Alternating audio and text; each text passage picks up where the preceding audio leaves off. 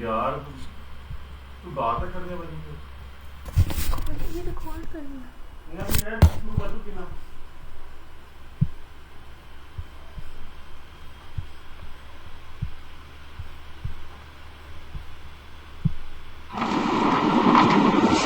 الحمدللہ وکفا وسلام علی عبادہ الذین اصطفا یا ربی لک الحمد کما ینبغی لجلال وجہک الکریم وعظیم سلطانک اللہم مغفرتک اوسع من ذنوبی ورحمتک ارجع عندی من عملی رب اشرح لی صدری ویسر لی امری واحلل عقدۃ من لسانی یفقہوا قولی واجعل لی وزیرا من اہلی اللہم فقہنا فی الدین رب زدنی علما اللہم انا نسألک علما نافعا رزقا طیبا وعملا متقبلا اللہم انفعنی بما علمتنی وعلمنی ما ینفعنی وزدنی علما اللہم ارنا الحق حقا وارزقنا اتباعہ وارنا الباطل باطلا وارزقنا اجتنابہ آمین ثم آمین۔ سورہ ملک آیت نمبر 21 تک ہم کر چکے ہیں اور آج ہم آیت نمبر 22 سے کریں گے۔ اعوذ باللہ من الشیطان الرجیم۔ افمن یمشی مکبا علی وجہہ اہدی ام من یمشی سویا علی صراط مستقیم۔ کیا پس وہ شخص جو وہ چلتا ہے اوندھے منہ اوپر اپنے چہرے کے زیادہ ہدایت پر ہے یا وہ جو کہ چلتا ہے بالکل سیدھا صراط مستقیم کے اوپر؟ قل ان سے کہہ دیجئے کہ هو الذی انشأکم، وہ ذات ہے جس نے تم کو بنایا، وجعل لکم السمع والابصار والافئدہ، اور تمہارے لیے سماعت اور بصارت کی قوتیں اور سوچنے والے دل دیے، قلیلا ما تشکرون، تھوڑے ہو جو تم شکر کرتے ہو۔ اللہ سبحانہ تعالیٰ نے سورہ ملک میں ہم نے جیسے کہ دیکھا، تھوڑا سا ریوائز کر لیتے ہیں کہ شروع میں اللہ تعالیٰ نے انسان کو اس کا زندگی کے آنے کا مقصد بتایا اور یہ بتایا کہ اگر تم اپنی زندگی کو اللہ کے ساتھ ایسوسیٹ کر لو گے تو پھر تمہاری زندگی میں برکت آ جائے گی۔ اور وہ اللہ تعالیٰ نے اپنے ساتھ نہیں کہا بلکہ یہ کہا اپنی مختلف کائنات میں پھیلے ارد گرد نشانیوں کو دکھایا، سوچنے پر مجبور کیا، جھنجھوڑا اور انسان کو وہ باتیں بتائیں کہ اگر برکت کو ایسوسیٹ کرنا چاہتے ہو تو اس ذات کے ساتھ ایسوسیٹ کرنا جس نے یہ ساری چیزیں بنائی ہیں۔ بار بار اللہ تعالیٰ نے ہمیں یہ ساری چیزیں دکھائی اور مختلف کائنات میں ارد گرد پھیلی نشانیوں کے ساتھ پھر اللہ تعالیٰ نے جو جہنم رسید کیے جانے والے نافرمان لوگ تھے جو کفر کی زندگی گزار کر پہنچے تھے جہنم میں، ان کے بارے میں بات کرتے ہوئے بتایا کہ جب وہاں پر پہنچیں گے تو وہ اپنے گناہوں کا اعتراف کر لیں گے اور وہ کہیں گے کہ ہاں واقعی میں اصل وجہ یہ تھی کہ ہم نے جھٹلا دیا تھا، کاش ہم سن لیتے، کاش ہم سمجھ لیتے، عقل کر لیتے تو ہم پھر اصحاب سعیر میں شامل نہ کیے جاتے۔ تو بعد میں امبیرسمنٹ ہو تو اس سے بہتر کیا ہے کہ انسان اپنی زندگی کے اندر اپنے اعمال کی اصلاح کر لے اور اللہ کے ساتھ اپنے آپ کو کنیکٹ کر لے اور اپنے صحیح رویے پر آ جائے۔ اللہ نے فرمایا تھا کہ ان انتم الا فی ضلال کبیر، نہیں ہو تم مگر بہت بڑی گمراہی کے اندر۔ اور وہ کون سی گمراہی تھی؟ وہ تھا ان کے اندر کا تکبر۔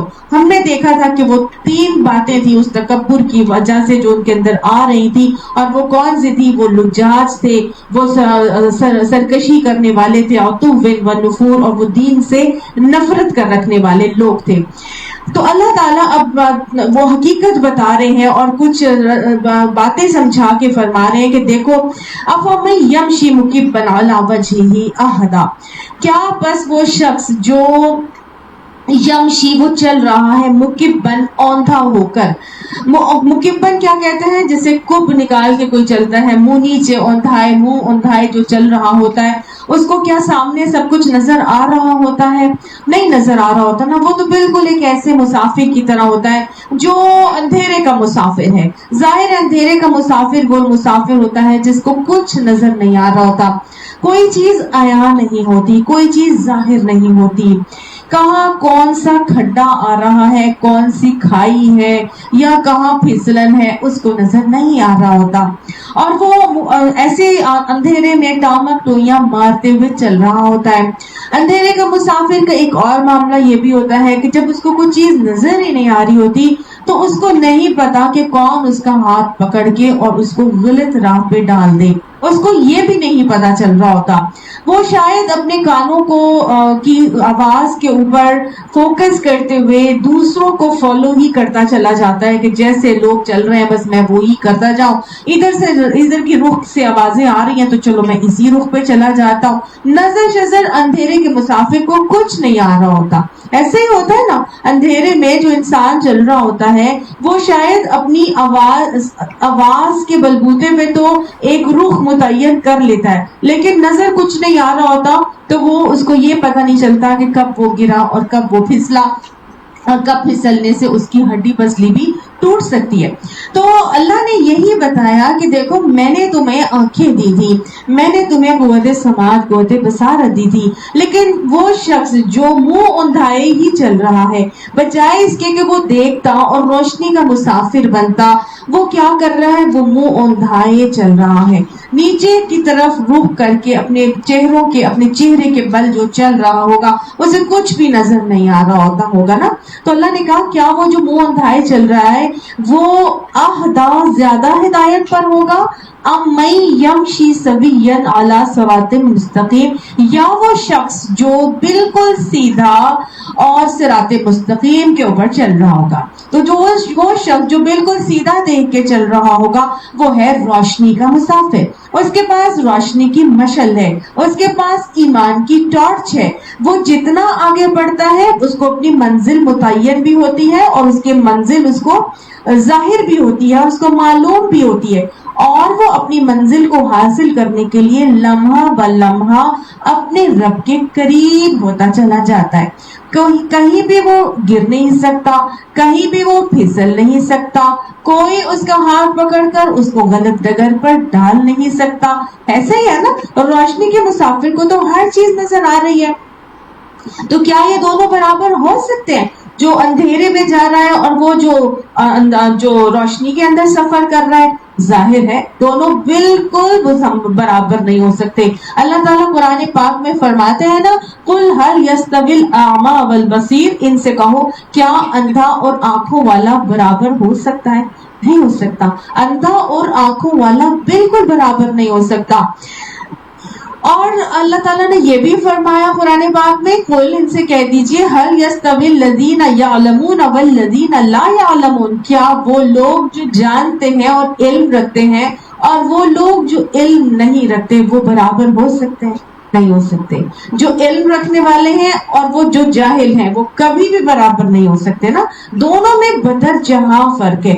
اسی طرح جو روشنی کا مسافر ہے اس کے پاس علم کی روشنی ہے, اس کے پاس ایمان کی ٹارچ اور شمع ہے. وہ کیسے اس شخص کے ساتھ جیسا ہو سکتا ہے جو بالکل منہ اوندھائے اندھیرے کے مسافر کی طرح چل رہا ہو؟ نہیں ہو سکتے برابر بالکل. تو وہ لوگ جو دنیا میں ٹامک ٹولیاں مارتے ہیں اور بھیڑ کی چال چلتے ہیں کہ جیسے چلو تم ادھر ہو جہاں ہوا ہو جدھر کی, کے جیسے سب کر رہے ہیں بس اسی طرح کرنا شروع ہو جاؤ, لوگوں کی دیکھا دیکھی اندھا دھند اپنی زندگی گزارتے ہیں, ایمان کی ٹارچ کے بغیر, علم کی روشنی اور شمع کے بغیر لوگوں کو دیکھا دیکھی اپنی زندگیاں گزار رہے ہوتے ہیں. ان کا حال بالکل اندھیرے کے مسافر کی طرح کا ہو جاتا ہے. ٹھیک ہے, ان کا حال کیسا ہو جاتا ہے؟ جیسے کوئی اندھیرے کا چلنے والا مسافر. اور جب وہ بھیڑ چال کا شکار ہو کر چل رہے ہوتے ہیں تو کہاں پھسلن آتی ہے اور کہاں کھڈا آتا ہے یا ڈپریشن یا کھائی آتی ہے, وہ گرتے ہیں پھر وہ اٹھتے ہیں, سنبھلتے ہیں, پھر چلتے ہیں, تھوڑا لوگوں کو دیکھا دیکھی, پھر گرتے ہیں, پھر اٹھتے ہیں اور اپنے آپ کو سنبھالتے ہیں اور پھر چلنا شروع ہو جاتے ہیں. جو اندھیرے کا مسافر ہے جس کو کچھ نظر نہیں آ رہا, وہ کیا کرتا ہے؟ وہ گرتا ہے, اٹھتا ہے, سنبھلتا ہے, پھر چلتا ہے, پھر گرتا ہے, پھر اٹھتا ہے, سنبھلتا ہے, پھر چلتا ہے, پھر گرتا ہے, پھر اٹھتا ہے, سنبھلتا ہے, چلتا ہے, حتیٰ کہ آہستہ آہستہ بار بار گرنے سے اس کی ہمت جواب دے جاتی ہے اور پھر وہ ڈپریشن کے گڑھوں اور اندھیروں میں گرنا شروع ہو جاتا ہے اور پھر اس میں سے اس کو کوئی بھی نہیں نکال سکتا. اور نتیجہ نتیجتاً وہ سوئسائڈ کا شکار ہو جاتا ہے. سمجھ آئی آپ کو؟ وہ لوگ جو اپنی زندگی کسی بھی ایمان کی ٹارچ یا علم کے واضح علم کے بغیر گزارتے ہیں، لوگوں کی دیکھا دیکھی بھیڑ چال کا شکار ہو کر دنیا کی ریس میں بھاگنے کی کوشش کرتے ہیں، وہ بار بار گرتے ہیں، اٹھتے ہیں، سنبھلتے ہیں، گرتے ہیں، اٹھتے ہیں، سنبھلتے ہیں، پھر آگے چلتے ہیں، گرتے ہیں، آہستہ آہستہ آہستہ ان کی ہمت جواب دے جاتی ہے، اور نتیجتاً کیا ہوتا ہے؟ وہ ڈپریشنز کے گھڑوں میں گرتے ہیں، اور اس کے بعد پھر وہ سوئسائڈ تک پہنچ جاتے ہیں. ان کی ہمت جواب دے جاتی ہے، پھر وہ نشوں کا سہارا لیتے ہیں، پھر وہ ڈرگز کی طرف جاتے ہیں کہ کسی طرح سے ان کو سکون مل جائے.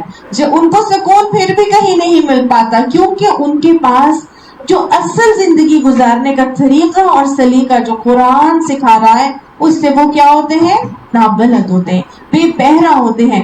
وہ صرف اور صرف لوگوں کی دیکھا دیکھی بھیڑ چال کا شکار ہو کر آگے سے آگے بڑھتے چلے جا رہے ہوتے ہیں. نتیجتاً بار بار گرنے سے وہ ڈپریشنز کا شکار ہو جاتے ہیں. میں نے آپ کو پچھلے لیکچر میں کیا بتایا تھا کہ میں آپ کو ایک کاز بتاؤں گی کہ کون لوگ سوئسائڈ کا شکار ہوتے ہیں یا ڈرگز کے نشے وغیرہ کے اندر انوالو ہو جاتے ہیں. یہ وہی لوگ ہوتے ہیں بیسیکلی ایمان کی ٹارچ اور اللہ کا دامن جو ہاتھوں سے تھام لیتا ہے، اور جس کے پاس اس القرآن اور الحدیث کا پراپر علم ہوتا ہے. ایک وہ علم ہوتا ہے جو صرف دنیا کو دکھانے کے لیے ہوتا ہے، وہ اس کی زبان تک تو رہتا ہے، اس کے عمل میں نہیں ڈھلا ہوتا. وہ زبان تک رہتا ہے، وہ عملاً ویسا نہیں ہوتا. تو لہٰذا عمل میں اس کا رویہ کیا تھا؟ وہ تو دنیا کی دوڑ میں بھاگ رہا تھا، وہ تو دنیا بنانے کے چکر میں آگے سے آگے بڑھنے کے لیے تھا.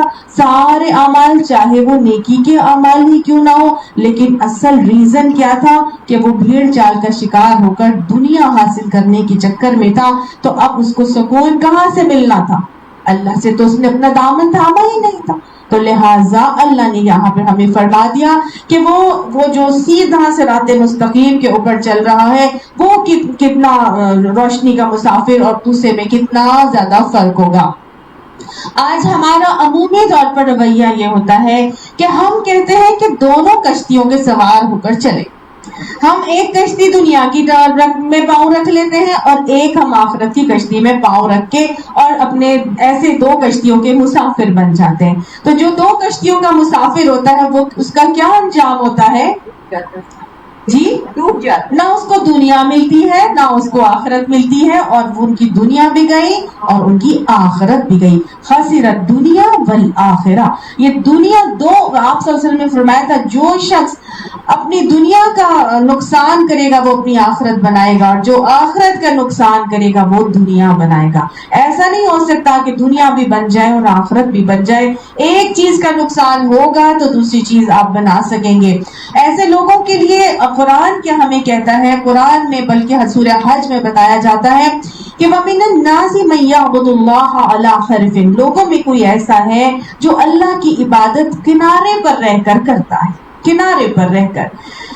اس کا حال یہ ہوتا ہے کہ فَإِنْ أَصَابَتْهُ خَيْرٌ اطْمَأَنَّ بِهِ. اگر اس کے پاس کوئی بھلائی پہنچتی ہے تو وہ مطمئن ہو جاتا ہے. وَإِنْ أَصَابَتْهُ فِتْنَةٌ. اور جب اس کے اوپر کوئی تکلیف یا آزمائش آتی ہے، انقلب علی وجہہ، تو وہ اپنے چہرے پر پھر جاتا ہے، یعنی وہ مڑ جاتا ہے، اپنا چہرہ دوسری طرف کر لیتا ہے. خیر بھلائی ملی تو اس کی طرف مطمئن ہو گیا، ہاں جی دنیا مل گئی. لیکن اگر دنیاوی طور پر اس کو کسی آزمائش سے دوچار کیا گیا تو فوراً اپنا رخ جو ہے وہ پھیر لیتا ہے، دین سے ہٹا لیتا ہے. ایسے لوگ، ان کے لیے اللہ تعالیٰ فرماتا ہے خسرت دنیا والآخرہ. ان کی دنیا بھی گئی اور آخرت بھی گئی. ذالک هو الخسران المبین. یہ ہے بدترین، بہت ہی واضح خسارہ. یہ منافق کا طرز عمل ہے جو یہاں پر بتایا جا رہا ہے کہ کنارے پر رہ کر اپنی زندگی گزارنا، دو کشتیوں کے مسافر بن کر کبھی ادھر ہو جانا کبھی ادھر ہو جانا اور سفر کرنا، یہ منافق کی زندگی ہے. اللہ کو یہ پسند نہیں ہے. اللہ کو کیا پسند ہے؟ اللہ کو پسند ہے ادخلوا فی السلم کافہ. اسلام کے سمندر میں پورے کے پورے غوطہ زن ہو جاؤ. یہ نہیں آدھے تیتر آدھے بٹیر بن کے زندگی گزارو گے، یہ اللہ کو پسند نہیں ہے. ٹھیک ہے، فائدہ ہوا تو ادھر ہو گیا اور نہیں ہوا تو دوسری طرف منہ پھیر لیا. یہ منافقانہ رویہ ہے، اللہ کو نہیں پسند. مجھے اور آپ کو اپنا اپنا محاسبہ کر کے دیکھنا ہے کہ ہم کس رویے کے اوپر چل رہے ہیں. کیا ہماری زندگی بھی منافقانہ طرز عمل کی حوالے سے تو نہیں چل رہی؟ سوچے، اپنا اپنا محاسبہ کریں اور دیکھیں کہ اگر میں منافقت کی زندگی گزار رہی ہوں کہ مجھے ہوتا ہے کہ میری دنیا بھی بن جائے اور آخرت بھی بن جائے، تو پھر اپنا یہ طرز عمل مجھے اور آپ کو چھوڑنا پڑے گا. کب تک ہم منافقانہ زندگی گزارتے رہیں گے اور کب تک ہم اپنی اسی طرز عمل پر چلتے رہیں گے؟ مہلت عمل تو ختم ہو جائے گی. تھوڑی سی مہلت عمل ہے جو اللہ نے مجھے اور آپ کو دی ہے، تو لہٰذا ابھی اپنا محاسبہ کرنے کی اور اپنی اصلاح کرنے کی بہت ضرورت ہے، اور جلدی آگے بڑھ کے اپنی اصلاح کرنی ہے. کیونکہ پچھلی کلاس میں جیسے ہم نے پڑھا تھا کہ ان امسک رزقا، اگر اللہ چاہے تو اپنا رزق تو اسے کھینچ لے، روک لے. اگر اللہ ہم سے ہماری قوتیں، طاقتیں، صلاحیتیں، ہمارا مال، ہماری اولاد، ہماری کوئی بھی چیز اللہ تعالیٰ اگر رزق کی صورت میں جو عطا کی ہے وہ اللہ روک لے تو پھر کیا ہوگا؟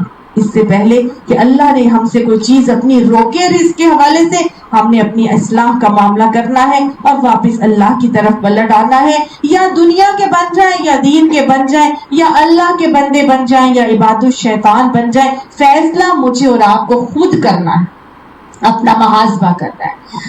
یہ اس وقت پتہ چلتا ہے کہ جب ہم نے زندگی میں فیصلے کرنے ہوتے ہیں. جب بھی زندگی میں فیصلے کرنے ہیں تو دیکھیے کہ میرا یہ فیصلہ اللہ اور رسول کے فیصلے کے مطابق ہے یا میرے اپنی بچوں کی خواہش یا شوہر یا اپنے دل کی خواہش کے مطابق ہے. اگر اللہ اور اس کے رسول کے فیصلے کے مطابق ہے تو جم جائیں، اللہ تعالیٰ سے ثابت قدمی کی دعائیں مانگیں.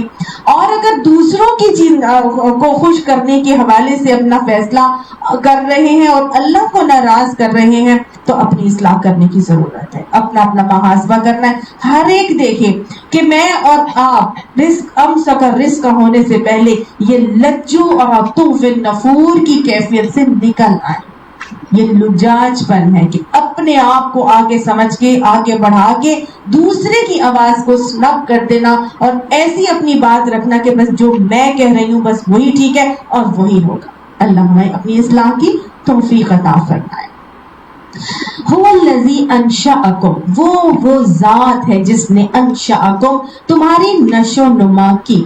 انشأکم کا مطلب ہوتا ہے بیسیکلی شروع سے لے کر نشو نما کرنا. جیسے کہ ایک سیڈلنگ نکلتا ہے نا، جب بیج کو ہم بوتے ہیں تو اس کے بعد ایک سیڈلنگ نکلتا ہے، چھوٹا سا ایک کوپل نکلتی ہے. اس کوپل کو ہم پنپاتے ہیں، اس کی نشو نما کرتے ہیں اور آہستہ آہستہ آہستہ وہ بڑا ہوتا ہے اور کیا بن جاتا ہے؟ تناور گھنا سایہ دار درخت بن جاتا ہے، پھل دینے والا بن جاتا ہے. تو سیڈلنگ کو ایک پھل دینے والا درخت بنانے تک کا جو سارا معاملہ ہے وہ ہے انشأکم کا معاملہ.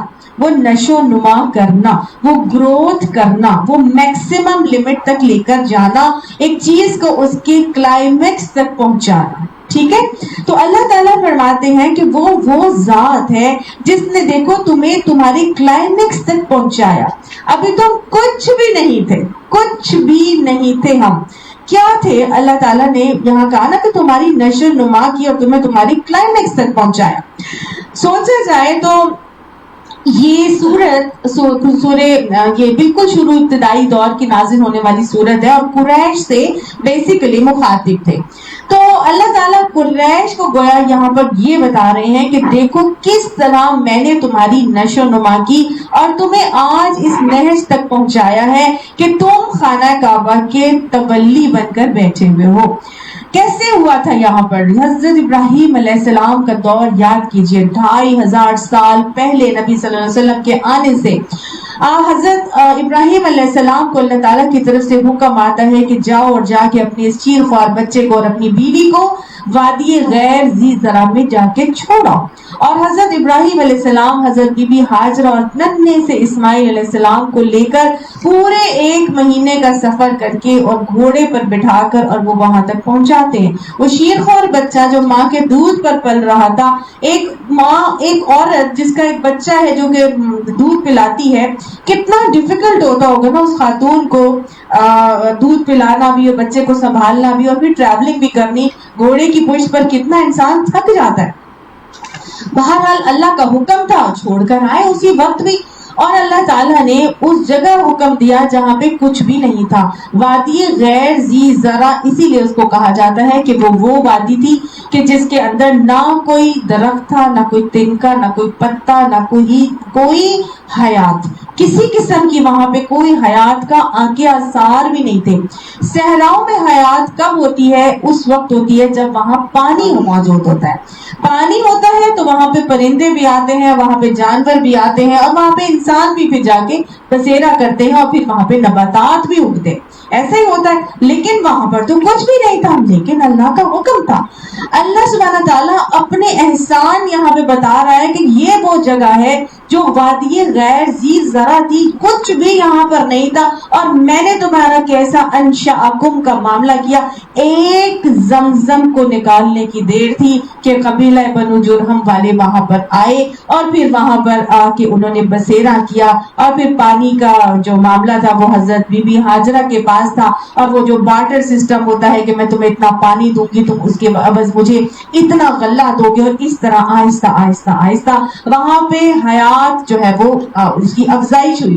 اور پھر کیا ہوا؟ پھر حضرت ابراہیم علیہ السلام دعا مانگتے ہیں کہ ربی جعل ھذا البلد آمنا، کہ اے اللہ اس شہر کو امن والا شہر بنا. اللہ کے نبی کی دعا، وہ شہر امن والا شہر بھی بنا. اور پھر انہوں نے دعا مانگی کہ یہاں کے رہنے والوں کو وارزقھم من الثمرات رزقا، ان کو رزق اور ثمرات کی وافر جو ہے وہ وافر کیا کہتے ہیں وافر مقدار میں ان کو یہ رزق عطا فرما. اور ہم دیکھتے ہیں کہ اللہ سبحانہ تعالیٰ نے ان کے لیے انشاءکم کا معاملہ ایسے کیا کہ حج کی انڈسٹری بنا دی گئی، اور آئل وہاں پر اللہ تعالیٰ نے نکال دیا، اور آج تک اس علاقے کو اللہ تعالیٰ کسی قسم کی کمی سے بچائے ہوئے ہیں، ہے نا. اللہ تعالیٰ نے گویا اپنا احسان یاد دلایا کہ دیکھو تم قریش ہو، تمہیں میں نے کیا کیا تمہارے لیے، کیسے انشاءکم کا معاملہ کیا. نبی کریم صلی اللہ علیہ وسلم کے دور سے پہلے جب حضرت آپ کے حضور صلی اللہ علیہ وسلم کے جد امجد قصی بن کلاب حضرت ابراہیم اسماعیل علیہ السلام کی نسل سے ہی آئے.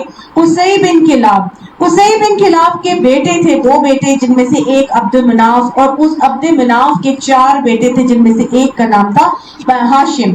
وہ ہاشم وہ شخص تھے جو اللہ تعالیٰ نے ان کے دماغ میں ڈالا، اور وہ ان کو تجارت کا فن اور ہنر عطا فرمایا. اور پھر اللہ تعالیٰ نے وہ جو سورہ قریش نازل کی اور بتایا کہ لِإِيلَافِ قُرَيْشٍ إِيلَافِهِمْ رِحْلَةَ الشِّتَاءِ وَالصَّيْفِ، کہ اللہ تعالیٰ نے قریش کو مانوس کیا، محبت لوگوں کے دلوں میں ان کے لیے ڈال دی. اور اس کے علاوہ اللہ تعالیٰ نے وہ تجارت کا فن اور ہنر یہ ہاشم کے ذریعے سے سکھایا کہ جاڑے کے اور گرمی کے سفر میں ان کو طریقے بتا دیے کہ گرمی میں کون سے رخ پر ٹریول کرنا ہے اور زر مبادلہ کمانا ہے، اور سردی میں کون سے رخ پر ٹریول کرنا ہے اور زر مبادلہ کمانا ہے. یہ اللہ تعالیٰ نے احسانات اپنے دکھائے، ایک طرح سے بتایا کہ وہی تو ہے وہ ذات جس نے انشاءکم کیا، تمہاری نشو نما کی، تمہیں ایک سیڈلنگ سے لے کے تمہیں تمہاری کلائمیکس تک پہنچایا کہ تم آج خانہ کعبہ کے متولی بن کے بیٹھے ہوئے ہو. میں اور آپ اگر ہم دیکھیں تو اللہ واقعی ہماری بھی نشو نما ایسے ہی کرتا ہے. ایک انسان جب دنیا میں آتا ہے تو وہ اللہ تعالیٰ کیا کرتا ہے، وہ ایک رحم مادر میں اس کو 9 مہینے ٹھہراتا ہے، اور اس کو ایک پورے کے پورے مکمل انسان کی شکل میں پھر اللہ تعالیٰ اس دنیا کے اندر لے کر آتا ہے. اللہ تعالیٰ وہ دنیا میں آنے سے پہلے ہی اس بچے کے لیے خوراک کا بندوبست ماں کی چھاتی کے اندر کر دیتا ہے، محبت کا بندوبست مختلف رشتوں کی صورت میں کر دیتا ہے، ماں کے دل میں ممتا انڈیل دیتا ہے، باپ کے دل میں بپتا انڈیل دیتا ہے، پیار کرنے والے محبت کرنے والے رشتہ دار عطا فرما کر اس کے بچے کے لیے ذرائع مہیا کرتا ہے، اسباب فراہم کرتا ہے، اور وہ چھوٹا سا بچہ جو اپنے آپ کو سنبھال بھی نہیں سکتا، کچھ بول بھی نہیں سکتا، اس کی ساری ضروریات پوری ہوتی جاتی ہیں. پھر وہ لڑکپن میں آتا ہے، پھر وہ جوانی میں پہنچتا ہے، پہلے بچپن، پھر لڑکپن، پھر جوانی، پھر بڑھاپا. تو ہے نا اللہ تعالیٰ کیسے کیسے انسان کے ہر سٹیج پر اس کی افزائش نسل کرتا، اس کو بڑھاتا چلا جاتا ہے، پھر اسی طرح آگے افزائش نسل کا سلسلہ شروع ہو جاتا ہے، حتیٰ کہ انسان کے اوپر وہ وقت آتا ہے جب وہ پورے 40 سال کا ہو جاتا ہے. 40 سال کا ہوتا ہے. 40 سال کی عمر وہ عمر ہوتی ہے جو پوری میچورٹی کی عمر ہوتی ہے، جس کو کہتے ہیں نا کلائمیکس کی عمر ہوتی ہے. یہ وہ عمر ہے جس کے بارے میں قرآن پاک سورہ احقاف کی آیت نمبر 151 کے اندر بھی اللہ تعالیٰ نے مثال دے دی کہ جب کہ ہم نے اس کی ماں نے اس پر ذوف پہ ذوف اٹھایا اور پھر اس کو جنا اور پھر اس کے دودھ چھڑانے میں اس کے 3 سال لگ گئے. اس کے بعد کیا ہوا؟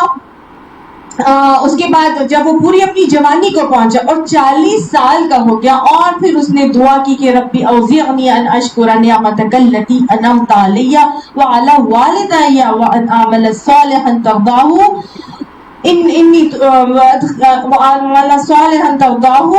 وَأَصْلِحْ لِي فِي ذُرِّيَّتِي إِنِّي تُبْتُ إِلَيْكَ وَإِنِّي مِنَ الْمُسْلِمِينَ. یعنی کہ اللہ تعالیٰ اس 40 سال کی عمر جو پوری کلائمیکس اور میچورٹی کی عمر ہے، اس پر پہنچ کے پڑھنے کے لیے ایک دعا بتا رہے ہیں کہ انسان اس وقت اتنا میچور ہو جاتا ہے کہ وہ یہ بات سمجھ جاتا ہے اور اللہ تعالیٰ سے شکر ادا کرتا ہے کہ اللہ تو مجھے توفیق دے کہ میں تیری ان نعمتوں کا شکر ادا کروں جو تو نے مجھے دی اور میرے والدین کو دی، اور نعمتوں کا شکر ادا کرنے کے لیے وَأَنْ أَعْمَلَ صَالِحًا تَرْضَاهُ کہ میں ایسے اعمال کروں جو تجھے راضی کر دے.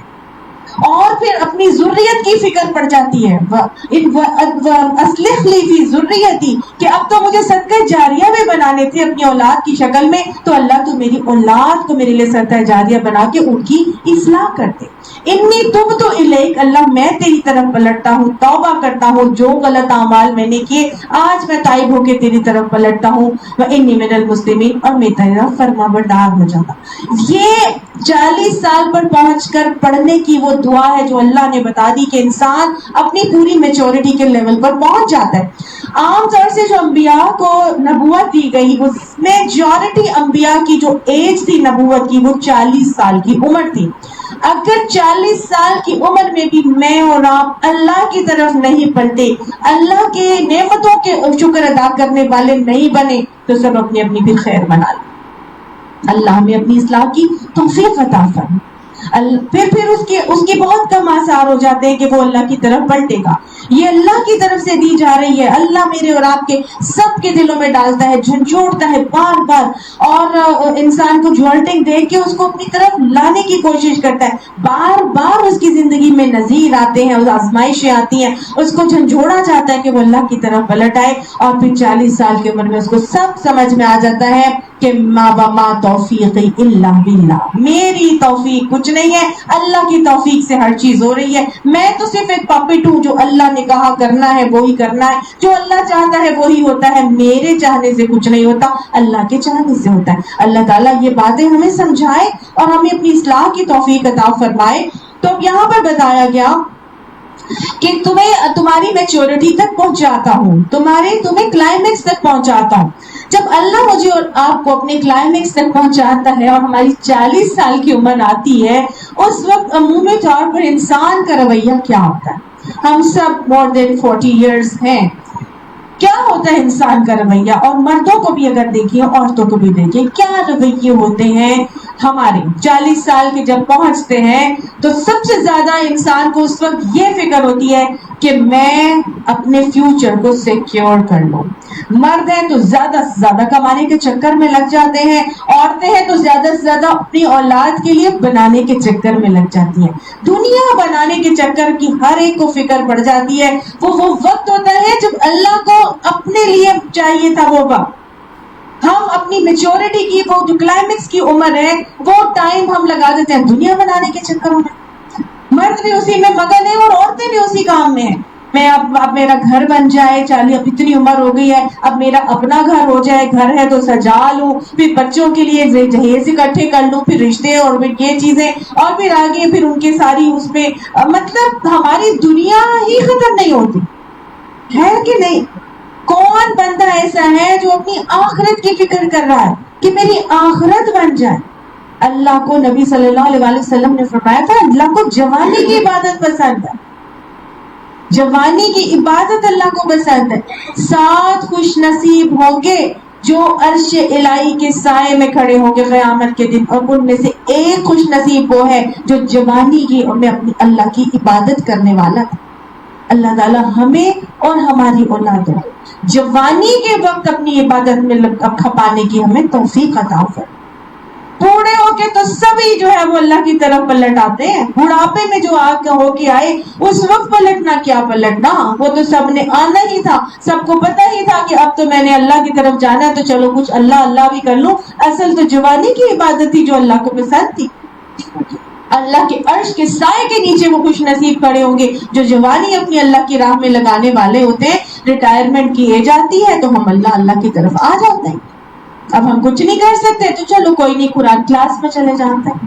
اب ہم کچھ نہیں کر سکتے، بیٹھنا بھی ہمارے لیے 1.5 گھنٹے کے لیے مشکل ہوتا ہے، نکل کے آنا بھی شاید اپنے اللہ تعالیٰ سب کو توفیق دے بار بار آئیں، میں یہ نہیں کہہ رہی کہ نہیں آئیں، لیکن جوانوں کو بھی ساتھ ضرور لے کر اپنے ساتھ اپنی جوانوں کو ساتھ ملائیں، اب گھروں میں ان کو بتائیں کہ یہ وقت ہے کہ اللہ کو ان کی یہ ٹائم اللہ کو پسند ہے۔ دنیا تو بن ہی جائے گی، اللہ کو دے دیں گے وقت، اللہ کو دیں گے، اللہ تعالیٰ سے کنیکٹیوٹی آئے گی تو انشاءاللہ برکت خود بخود آئے گی، دنیا بھی بن جائے گی اور آخرت بھی بن جائے گا۔ اللہ تعالیٰ فرماتے ہیں دیکھو، قل ان سے کہو هو الذی انشأکم وجعل لکم السمع والابصار والافئدہ، اس نے تو تمہیں تمہارے لیے بنائے السمع، کان بنائے، سننا، سماعت، قوت سماعت عطا کی تمہیں، والابصار اور قوت بصارت دی، والافئدہ اور سوچنے سمجھنے والے دل دیے۔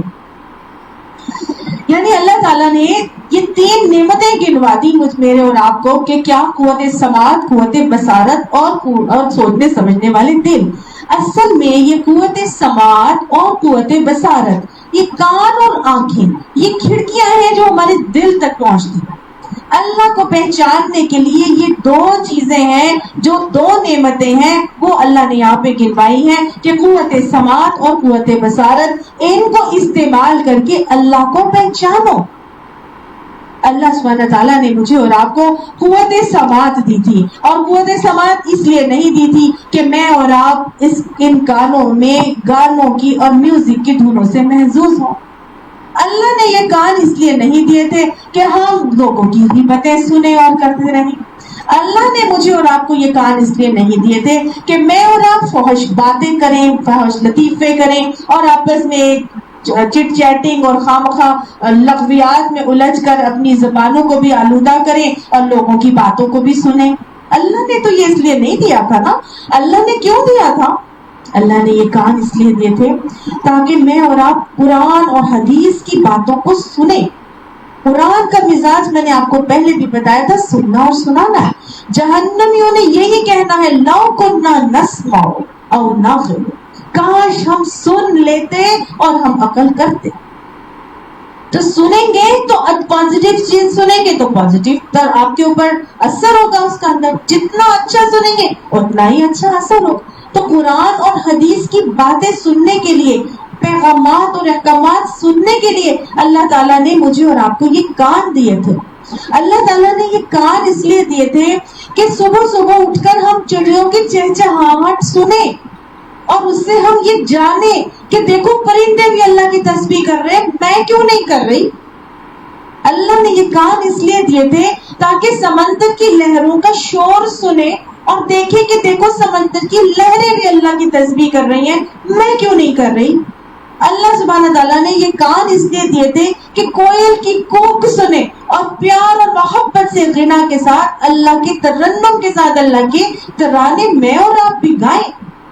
اللہ یہ جو قرآن کی آیات کی تلاوت ترنم کے ساتھ کرے. ایک کوئل کوکتی ہے تو کتنی بھلی لگتی ہے اس کی آواز, تو میں اور آپ اگر قرآن کی آیات کی تلاوت خوبصورت انداز میں کریں گے تو کیا اللہ کو وہ بھلا نہیں لگے گا؟ اللہ نے اور جو سنتے ہیں ہم قرآن کی آیات جو بہت ہی غنا کے ساتھ پڑھے جاتے ہیں کتنے بھلے لگتے ہیں. اللہ تعالیٰ نے یہ کان مجھے اور آپ کو اس لیے دیے تھے کہ ہم جنگلی جانوروں کی دھاڑیں سنیں. شیر کی دھاڑ مجھے اور آپ کو بتاتی ہے کہ اللہ کتنا قدردان ہے, اللہ کتنا جلال والا. ایک شیر کی, میں بچپن میں تھی چھوٹی سی, تو میری ہماری نانی جہاں رہتی تھی اس کے بالکل پاس ہی نا زولوجیکل گارڈن تھا, یہ جو چڑیا گھر ہوتا ہے. تو جب شیر کی دھاڑ ہوتی تھی تو ان کے گھر تک آواز آتی تھی. وہ شیر کی, ہم تھوڑی سی جب بڑی ہوئی تو جانا اور دیکھنا, تو شیر جب دھاڑتا تھا مجھے بڑا شوق تھا کہ میں دیکھوں کہ جب شیر دھاڑتا ہے تو کیسا لگتا ہے. میں نے کبھی شیر کی دھاڑنے کی آواز جا کے نہیں سنی, بلکہ وہ جب پہنچے ہم اس کے پنجرے کے پاس تو وہ صرف منہ سے ہلکا سا کھولتا ہے, ہلکا سا کرتا تھا صرف, اور وہ ایسی اس کی گونج ہوتی تھی, اس کی گونج اتنی ہوتی تھی کہ وہ اپنے پنجرے میں ہلکی سی آواز نکالتا تھا اور اتنی دور کے گھروں تک بھی آواز گونجی جاتی تھی. کیا یہ اللہ کی پہچان نہیں ہے؟ اتنی سی آواز جب وہ دھاڑے گا, جب وہ جنگل میں دھاڑتا ہوگا تو کیا حال ہوتا ہوگا. ایسی تو نہیں اس کو جنگل کا بادشاہ بنایا. اللہ تعالیٰ نے مجھے اور آپ کو یہ کان اس لیے دیے تھے کہ بادلوں کی گرج سنے اور اللہ کو پہچانے, اور پھر جب دیکھیں کہ بادلوں کی گرج کیا ہے, اللہ کی تسبیح بیان کرنا.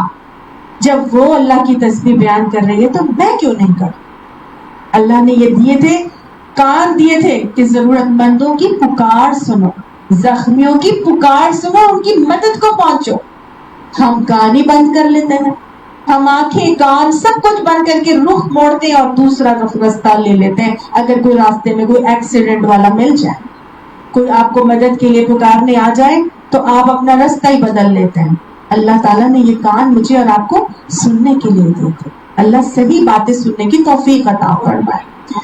اور تمہیں کیا دیا اللہ نے؟ والابصار, اور تمہیں آنکھیں دی تھی, بصیرت کی نگاہیں دی ہیں.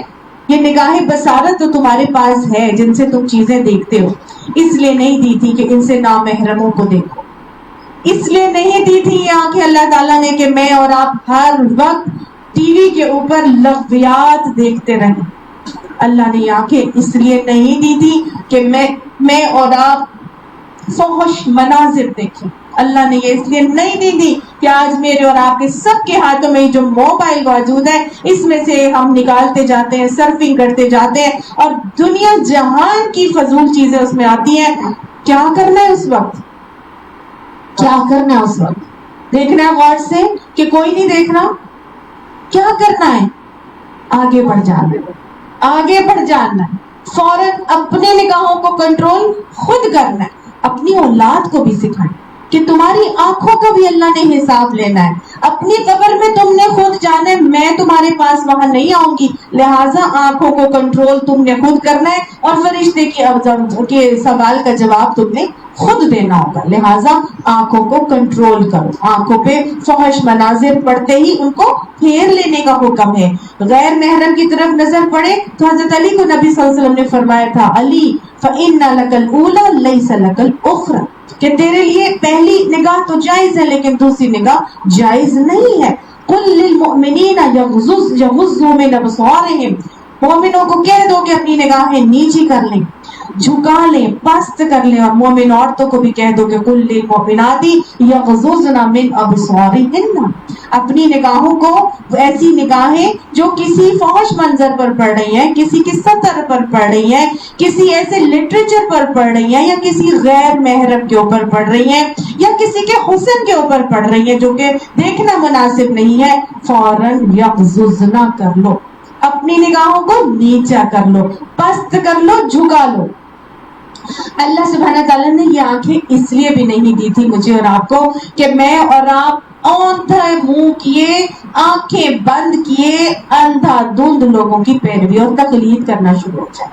کہ جیسے لوگ کر رہے ہیں بس ویسے کرتے چلے جاؤ, نہ ادھر دیکھو نہ ادھر دیکھو, بس ٹھیک ہے جو ہمارے گھر میں ہوتا تھا بس ہم تو وہی کریں گے, ہماری تو سسرال میں ایسے ہی ہوتا ہے, میری تو ساس ایسے ہی کرتی ہیں, میری تو نانی دادی بھی یہی کرتی تھی, ہمارے تو خاندان میں یہی ہوتا چلا آ رہا ہے, لہٰذا ہم بھی یہی کریں گے. اللہ نے یہ آنکھیں اس لیے نہیں دی تھی, اللہ نے یہ آنکھیں اس لیے دی تھی کہ تمہیں میں نے قوت بصارت دی ہے تو تم اس کو استعمال کرو اور اللہ کے آس پاس ارد گرد کائنات میں پھیلی ہوئی نشانیوں کو دیکھ کر اللہ کو پہچانو, اللہ کو اپنا محسن تسلیم کرو, اللہ کے معترف ہو جاؤ, معارف ہو جاؤ.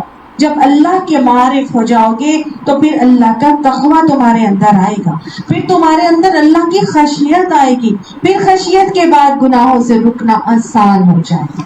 سمجھ آئی؟ تو اللہ تعالیٰ نے مجھے اور آپ کو یہ آنکھیں دی تھی کہ کائنات میں ارد گرد پھیلی ہوئی جو نشانیاں ہیں نا ان کو دیکھ کے اللہ کو پہچانو. صبح کا منظر دیکھو کیسا ہے وہ منظر, وہ آسمان کے اوپر کس طرح وہ شفق پھوٹتی ہے اور وہ کرنیں نکلتی ہیں اور وہاں سے کرنوں سے بعد آہستہ آہستہ آہستہ پورے کے پورے آسمان کو روشن کر کے دنیا کے اندر روشنی اور اجالا بکھیر دیتی.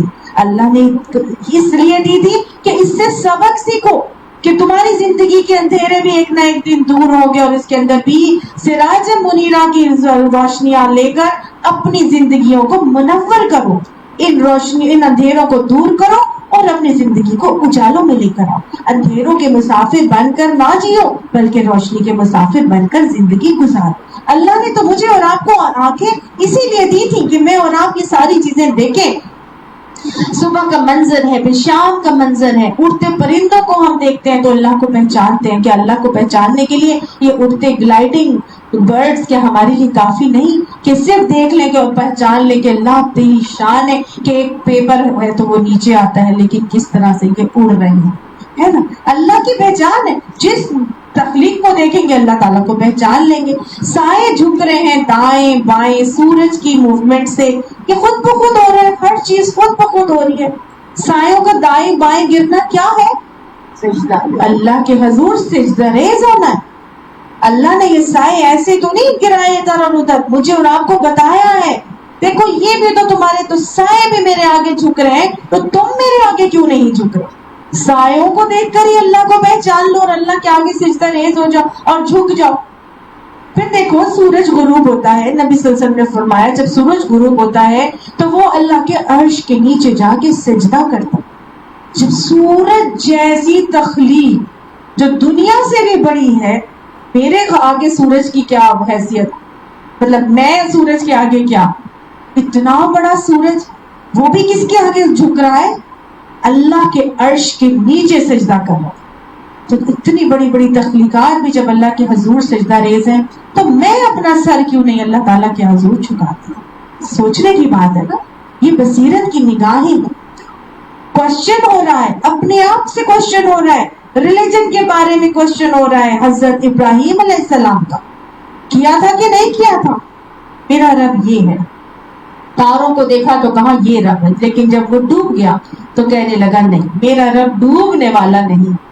پھر چاند کو دیکھا تو کہا یہ ہے میرا رب, کیونکہ وہ بہت بڑا تھا. تو وہاں جب وہ بھی ڈوب گیا تو کہنے لگے ڈوبنے والوں کا تو میں گرویدہ نہیں ہوں, میرا رب یہ نہیں ہو سکتا. اپنے آپ سے کوشچن ہو رہے ہیں, اللہ کو پہچانا جان رہے ہیں نا, مختلف چیزوں سے ادھر ادھر دیکھ کر اپنے آپ سے سوچیں. سوچنا ہے, تفکر تدبر کرنے والے لوگ اللہ کو بے انتہا پسند ہے. یہ کرنا ہے, ہم یہی نہیں کرتے. ہم نہ اپنے بچوں کے ساتھ یہ ڈسکس کرتے اور نہ اپنے آپ سے یہ ڈسکس کرتے. بچے آ کے پوچھتے ہیں تو ان کو سنپ کر کے بس ہم دین کے بارے میں ایسی سوال نہیں کرتے تو کافر ہو جاؤ. نہیں, خود بھی سوچیں, ڈسکس کریں بچوں کے ساتھ, بولیں اللہ تعالیٰ نے مجھے اور آپ کو کیوں بنایا ہے, ہم کیوں مسلمان ہیں, مسلمان کیا ہوتا ہے, اللہ کون ہے, کیوں بنائی اللہ نے یہ دنیا, کیا کرنا ہے میں نے یہاں پر, مجھے اللہ نے کیوں بھیجا ہے, کیا مقصد ہے میرا یہاں پر آنے کا, تمہیں اللہ نے کیوں بھیجا ہے, تمہیں اللہ نے یہ والی کوالٹی کیوں دی ہے. کوئی تو کام لینا ہوگا اللہ تعالیٰ نے. کیا اللہ کے کاموں کے لیے اپنا ٹائم نکال رہے ہیں. دین کیا ہے؟ ہم نے کبھی اپنے بچوں سے یہ باتیں ڈسکس کی ہیں؟ نہیں کی، کیونکہ ہمیں خود ہی نہیں پتا. ہم نے خود کبھی سوچا ہی نہیں ان چیزوں سے، اس باکس میں سے نکل کے ہم نے کبھی سوچا ہی نہیں کہ ہم نے اصل میں کرنا کیا تھا. ہم تو آنکھیں بند کر کے وہ جو آیت شروع ہوئی تھی نا، افمن یمشی مکبا علی وجہہ، ہمارا حال وہی ہے. کبھی ہم نے نہ سوچا نہ ہم نے ڈسکس کیا. ہاں بچوں کے ساتھ ان کی اسٹڈیز بہت ڈسکس ہوتی ہیں، ان کی گریڈز بہت ڈسکس ہوتے ہیں، فیوچر پلاننگ بہت ڈسکس ہوتی ہے، دنیاوی اعتبار سے کیا کرنا ہے، کتنا کمانا ہے، کون سی جاب کو پرسیو کرنا ہے، یہ کرنا ہے یا وہ کرنا ہے. یہ چیزوں میں ہم خود ڈسکشن کرتے ہیں. ہم سے نہیں کرتے تو بیچارہ دین ہی رہ گیا جس کے بارے میں ہم نے ان سے کوئی بات ہی نہیں کرنی. یہ مہلت عمل ختم ہو جائے گی. ہم جب قبر میں پہنچ جائیں گے نا، پھر ہم کہیں گے ہاں ہم نے تو قبر کی کوئی تیاری نہیں کی. قبر کے سوالات کی تو ہم نے کبھی تیاری خود نہیں کی اور نہ ہی اپنے بچوں کو سکھائی. کیا ہم نے کبھی اپنے بچوں سے یہ ڈسکس کیا کہ کرنا ہے؟ مجھے اور آپ کو یہ باتیں ڈسکس کرنی. خود سوچیں گے تو پھر ہی ڈسکس کریں گے. خود سوالات کے جوابات آئیں گے تو ان کے سوالات کے جوابات دے سکیں گے، ہے کہ نہیں؟ ہمیں آگے بڑھنا ہے. اور جب ہم اپنی ان دونوں قوتوں، دونوں طاقتوں، دونوں صلاحیتوں کو استعمال کر کے اللہ تعالیٰ کو پہچانیں گے تو اللہ تعالیٰ نے آگے فرمایا وَجَعَلَ لَكُمُ السَّمْعَ وَالْأَبْصَارَ وَالْأَفْئِدَةَ، اور تمہیں میں نے سوچنے سمجھنے والے دل دیے تھے. قلب بھی دل کو کہتے ہیں، افئدہ بھی دل کو کہتے ہیں. کیا فرق ہے دونوں دلوں میں؟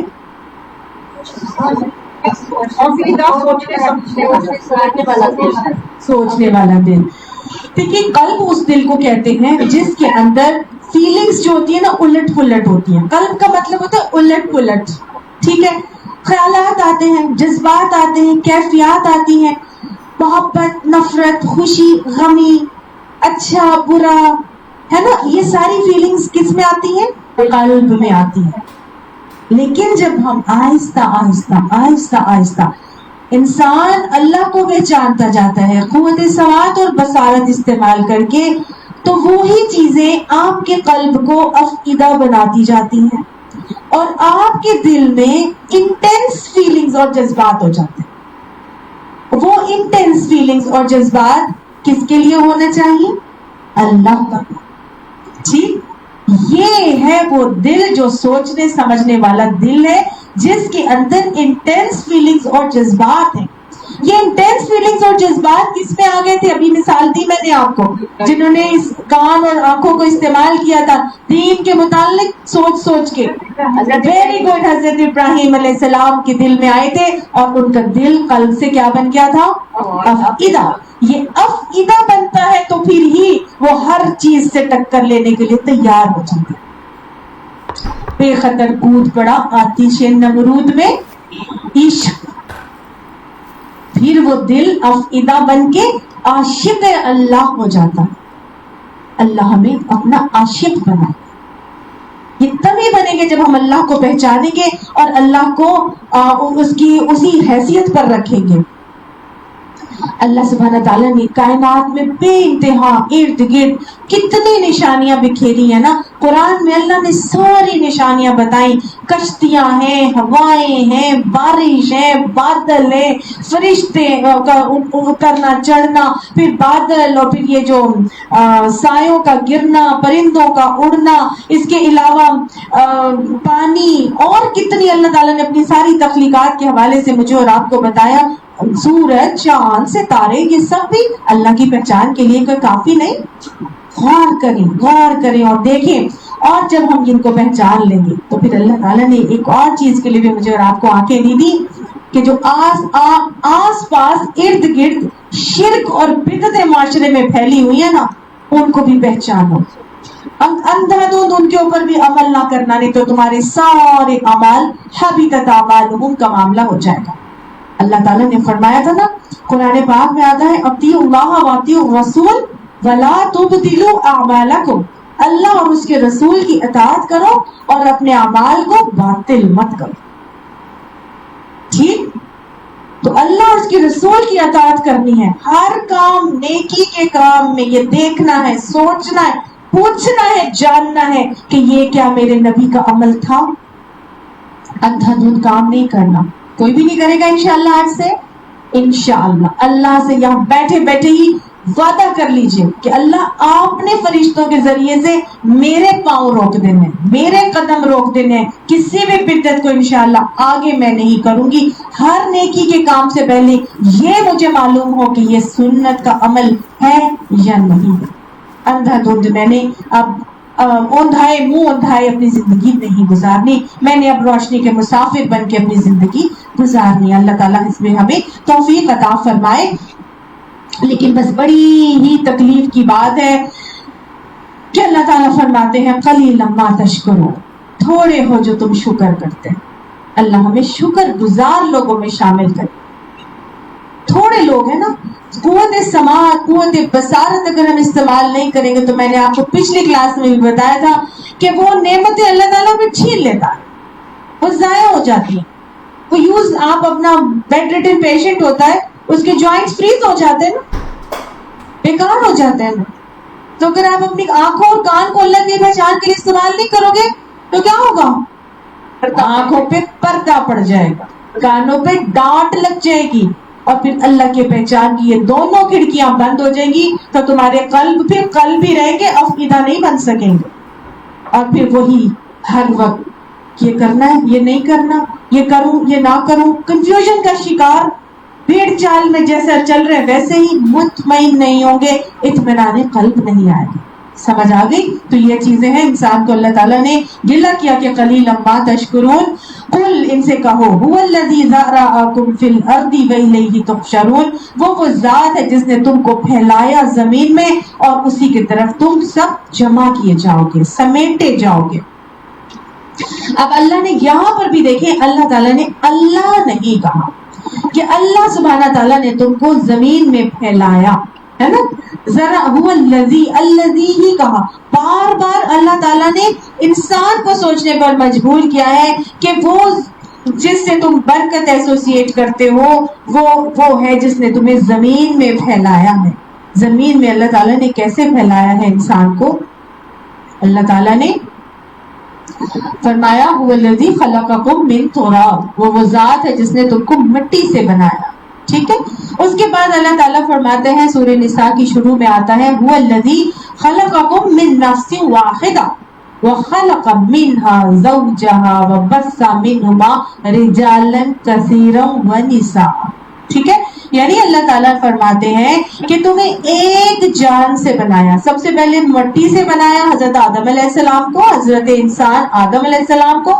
اس کے بعد نسل انسانی کو خلقکم من نفس واحدہ, کہ تمہیں ایک جان سے بنایا. کون ہے وہ جان؟ Very good. وخلق منها زوجها, اور پھر اسی میں سے اس کا زوج بنایا, جوڑا بنایا. حضرت آدم علیہ السلام کی پسلی سے حضرت حوا کو تخلیق کیا گیا تھا. اب ان دونوں سے اللہ تعالیٰ نے نسل انسانی چلانی تھی, تو اللہ نے فرمایا وَخَلَقَ مِنْهَا زَوْجَهَا کے بعد وَبَثَّ مِنْهُمَا رِجَالًا كَثِيرًا وَنِسَاءً, پھر پھیلا دیے ان دونوں میں سے بہت سے مرد اور عورتیں. ٹھیک ہے نا. تو یہ طریقہ تھا اللہ تعالیٰ کا انسان کو دنیا میں پھیلانے کا, جو قرآن ہمیں بتاتا ہے. پھر اس کے بعد اللہ تعالیٰ نے کیا کیا کہ بہت زیادہ جب نسل انسانی اسی طرح سے آدم علیہ السلام کی نسل آتی گئی, تو پھر ان کی شادیاں ہوئی, اور پھر حسب اور سسرال کے نسب اور سسرال کے سلسلے چلا دیے. وہ بھی قرآن میں اللہ تعالیٰ بتاتے ہیں. نسب اور سسرال کے سلسلے چلائے, اور نسب اور سسرال کے سلسلے چلا کے اللہ تعالیٰ نے مجھے اور آپ کو قبیلوں میں ڈیوائڈ کر دیا. کیوں کیا؟ اس لیے کہ تم اوپر ہو اور وہ نیچے ہیں, وہ بہت اونچے قبیلے کے ہیں, وہ نیچے قبیلوں کے ہیں. اللہ تعالیٰ فرماتے لِتَعَارَفُوا, تاکہ تم ایک دوسرے کی پہچان حاصل کرو, تعارف کا حاصل کر سکو, جان سکو. تو اللہ سبحانہ تعالیٰ نے جب تمہیں اس طرح دنیا میں پھیلایا, اور اس لیے پھیلایا تھا تاکہ تم ایک دوسرے کے کو جان سکو, پہچان سکو کہ یہ فلاں لوگ ہیں, یہ فلاں لوگ ہیں. تو اب کیا ہے, اللہ تعالیٰ فرماتے ہیں وَإِلَيْهِ تُحْشَرُونَ, اور اسی کی طرف تم سب نے سمٹ کر جانا. ये मत समझना कि दुनिया में आए थे तो बस यहीं पर ही रहोगे, इलैहि तुहशरून का मामला जरूर होगा, अल्लाह की तरफ जरूर पलटाए जाओगे। कुरान पाक में अल्लाह ताला फरमाते हैं ना कि अफहसिबतुम अन्नमा खलक़नाकुम अबसा व अन्नकुम इलैना ला तुरजऊन, क्या तुमने ये समझ रखा है, ये गुमान कर रखा है कि हमने तुम्हें ऐसे ही बना दिया, अब बस बेकार पैदा कर दिया और तुम हमारी तरफ नहीं पलटाए जाओगे। अल्लाह ताला फरमाता है क़ाल अल्लाहुल मालिकुल हक़, अल्लाह ताला मालिक हक है, सच्चा मालिक है, क़यामत के दिन का मालिक है, और उस दिन तुम लोगों ने अल्लाह ताला की तरफ पलट के जाना ही जाना है। इतनी बातें बताने के बाद, इतनी बातें जब सारी बातें समझा दी कि अल्लाह की तरफ पलट कर जाना है, तो बस मुशरिकीन मक्का की वही एक मुर्गी की टांग के वो कहते हैं वयक़ूलूना मता हाज़ल वादु इन कुंतुम सादिक़ीन, कब होगा वो वादा पूरा अगर तुम सच्चे हो। अगर तुम सच्चे हो तो बताओ कि ये जो क़यामत का वादा जिसकी तुम हमें खबर देते हो ये कब पूरा होगा। मुर्गी की एक ही टांग, मान के नहीं देना। मुशरिकीन मक्का की यही सोच थी कि क्या जब हम मर कर मट्टी और हड्डियां और पिंजर हो जाएंगे तो हमें नए सिरे से उठाया जाएगा। तो वो उस बात के लिए वो लाइफ आफ्टर डेथ के कायल ही नहीं थे, मानते ही नहीं थे। आज भी बेशुमार अदियान इस बात के लाइफ आफ्टर डेथ के कायल नहीं है। कुछ अदियान हैं जैसे कि यहूद भी हैं और नसारा भी हैं, लेकिन उनका अकीदा आखिरत जो है उसमें बिगाड़ है, उसमें कमजोरी है, नक्स है, ऐब है, तो उसकी वजह से वो अकीदा भी सही होना जरूरी है। वो कहते तो है कि हम अल्लाह की तरफ जाएंगे, लेकिन वो ये कहते हैं कि लन तमस्सना नारु इल्ला अय्यामुम मादूदात, कि हमें क़यामत में दोज़ख की आग अगर छुएगी तो बस गिनती के चंद दिन के लिए छुएगी। और ईसाई तो वैसे ही ये कहते हैं कि नहनु अब्नाउल्लाहि व अहिब्बाउहु, हम तो हैं ही अल्लाह के बंदे और उसके चहीते, लिहाजा हमारे लिए तो सारे गुनाहों का कफारा हमारे ईसा अलैहिस्सलाम ही दुनिया से जाते हुए सूली पे लटक कर कफारा दे गए हैं, हम तो अब जहन्नुम में जाएंगे ही नहीं, है ना। तो ये उनके अकीदे हैं आखिरत के, लेकिन गलत है। तो आखिरत का अकीदा भी होना चाहिए और दुरुस्त भी होना जरूरी है। अब वो कह रहे हैं कि अच्छा ये बता दो फिर कि कब, अगर तुम सच्चे हो अपनी इतनी बातों में तो बता दो फिर कि ये कयामत आएगी कब, ये वादा कब पूरा होगा। अच्छा, इन कुंतुम सादिकीन में ये समझ लीजिए कि नबी सल्लल्लाहु अलैहि वसल्लम से अगर वो कह रहे होते ना तो वो कहते कि इन कुंता सादिकीन, अगर तू सच्चा है, एक बंदे को मुखातिब करते। यहाँ कह रहे इन कुंतुम सादिकीन, यानी कि ये सहाबाए कराम भी इसमें शामिल हैं। और आप देखिए ये वो टाइम है जब शरीयत नहीं उतरी थी, स्टार्टिंग टाइम है, लेकिन उन्होंने, उनके दिल अफइदा बन गए थे, अल्लाह को पहचान गए थे, अपने दिल में इंटेंस जज्बात अल्लाह के लिए आ गए थे। और जब इंटेंस जज्बात आ गए थे तो हर किस्म की तकलीफ बर्दाश्त करने के लिए वो तैयार हो गए थे। आज हमारे ऊपर एक छोटी सी कोई तकलीफ आती है, हमसे वो भी बर्दाश्त नहीं जाती। सहाबाए कराम की तकलीफों को तो साइड पे ही रख दीजिए, उसकी तो हम बात ही नहीं करते। हमसे तो एक छोटी सी कोई तकलीफ आ जाए, हमसे वो बर्दाश्त नहीं होती। लाइट चली जाए 2 घंटे के लिए, हमसे वो बर्दाश्त नहीं होता, है कि नहीं। एक कमर में दर्द हो जाए, जोड़ दुखना शुरू हो जाए, हमसे वो बर्दाश्त नहीं होते। ना हमें किसी ने अजियत दी है, ना किसी ने मारा है, ना किसी ने हम पे 3 साल के लिए खाना बंद किया है, ना ही माशी और सोशल बाइकॉट किया है। हमारे साथ तो ऐसा कोई मामला ही नहीं हुआ। लेकिन ये वो लोग थे जो उस वाकई अमल से सच कर दिखाया था कि अल्लाह को भी मानते हैं, अल्लाह के नबी को भी मानते हैं, आखिरत के दिन को भी मानते हैं, किताबों को भी, फरिश्तों को भी मानते हैं। पूरे ईमान मुफस्सिल के ईमान बिल गैब की तमाम बातों को मान के अल्लाह को पहचान गए थे और सच्चे बन गए थे। अल्लाह हमें भी वो सच्चा बनने की तौफीक अता फरमाए। तो यहाँ अल्लाह ताला ने कहा कि वो पूछते हैं जी क़यामत कब आएगी, सबसे पूछते हैं कि सच्चे हो तो बता दो। गोया ऐसे इलॉजिकल किस्म के क्वेश्चंस हर दौर में किए जाएंगे, जैसे उस दौर में नहीं था। आज भी लोग जो है ना ये बात बोलते हैं कि अच्छा ठीक है देखेंगे, जब आएगी तो देख लेंगे, अभी किसी को क्या पता कि क़यामत कब आनी है, जब होगा सबके साथ तो हम भी देख लेंगे, है ना। अगर तुम इतने ही सच्चे हो तो बताओ फिर ये चीज क्यों हो रही थी, ساری چیزیں مسلمانوں کے لیے کیوں ہوتی ہیں؟ مولویوں کے اوپر ہی کیوں ساری پرابلمز آتی ہیں؟ سچے ہو تو بتاؤ یہی کیوں انہی کے ساتھ کیوں ہوتا ہے نا؟ اس قسم کی باتیں آج بھی ہوتی ہیں. تو اس قسم کے ان لاجیکل کوشچنز ضرور اٹھائے جائیں گے، ہر دور میں اٹھائے جائیں گے. اور جب کوئی اٹھائے اس قسم کے کوشچنز تو کرنا کیا ہے؟ نبی صلی اللہ علیہ وآلہ وسلم کے پاس ایک شخص آیا، اس نے آگے کہا یا رسول اللہ صلی اللہ علیہ وآلہ وسلم قیامت کب آئے گی؟ آپ صلی اللہ علیہ وسلم نے اس کو جواب دے دیا. آپ صلی اللہ علیہ وسلم نے اس سے پوچھا تو کیا تم نے قیامت کی بہت تیاری کر رکھی ہے؟ یعنی یہ مت پوچھو کہ کب آئے گی، یہ دیکھو تیاری کتنی کی ہے. ٹھیک ہے، یعنی اس کا ڈائریکشن اس کے صحیح طرف کرو، رخ صحیح کرو اس کا، کہ وہ جو پوچھ رہا ہے اس کے لیے پریپئر کتنا کر رہا ہے اپنے آپ کو، صرف باتوں تک ہے یا عمل بھی وہ کچھ کر رہا ہے. اللہ تعالیٰ نے آگے فرمایا قل، ان سے کہہ دیجئے انما العلم عند اللہ، اس کا علم تو اللہ کے پاس ہے. گویا نبی صلی اللہ علیہ وآلہ وسلم نے یہ بات بتا دی یہ کہہ کر کہ وہی بات جو کہ جب حضرت اللہ تعالیٰ نے حضرت آدم علیہ السلام کو بنایا تھا اور فرشتوں کو حکم دیا تھا نا کہ اس کو سجدہ کر لو، اور پھر صدقی حکم سے پہلے ان سے امتحان لیا تھا جب اللہ آدم الاسماء کلھا کا معاملہ ہوا کہ آدم علیہ السلام کو اللہ تعالیٰ نے ساری چیزوں کے نام سکھائے. تو پھر پوچھا کہ وہ جاؤ مجھے اس کے نام بتاؤ، انبئونی باسمائہم. تو انہوں نے آگے سے کہا سبحانک لا علم لنا الا ما علمتنا، ہمیں اس کا کوئی علم نہیں ہے مگر وہ جو آپ نے ہمیں علم دیا ہے، ہم تو صرف اسی چیز کو جانتے ہیں. تو گویا فرشتے بھی اسی علم کو جانتے تھے جو اللہ نے ان کو سکھایا تھا، اس کے علاوہ وہ کسی چیز کو نہیں جانتے. تو میں اور آپ، ہمارے پاس اگر کوئی علم آتا ہے تو ہماری کوشش کاوش سے آتا ہے. کہاں سے علم آتا ہے؟ اللہ کی توفیق سے آتا ہے. لا علم لنا الا ما علمتنا، ہمارے پاس کوئی علم نہیں مگر وہ جو اللہ ہمیں سکھا دیتا ہے. ٹھیک ہے نا؟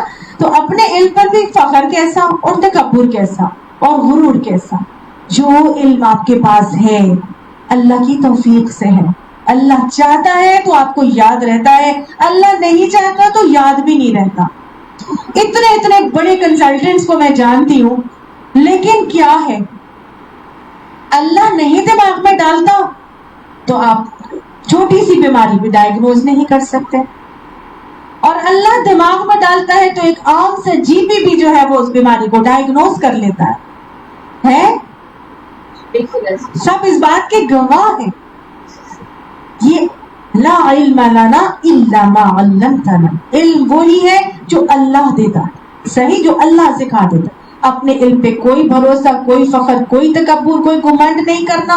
کوئی تکبر کی ٹوٹل نفی کرتی ہے. اور اللہ نے مجھے اور آپ کو دعا سکھا دی ہے نبی صلی اللہ علیہ وسلم کے ذریعے سے کہ ہمیشہ یہ دعا مانگا کرو کہ اللہم انفعنی بما علمتنی وعلمنی ما ینفعنی وزدنی علما.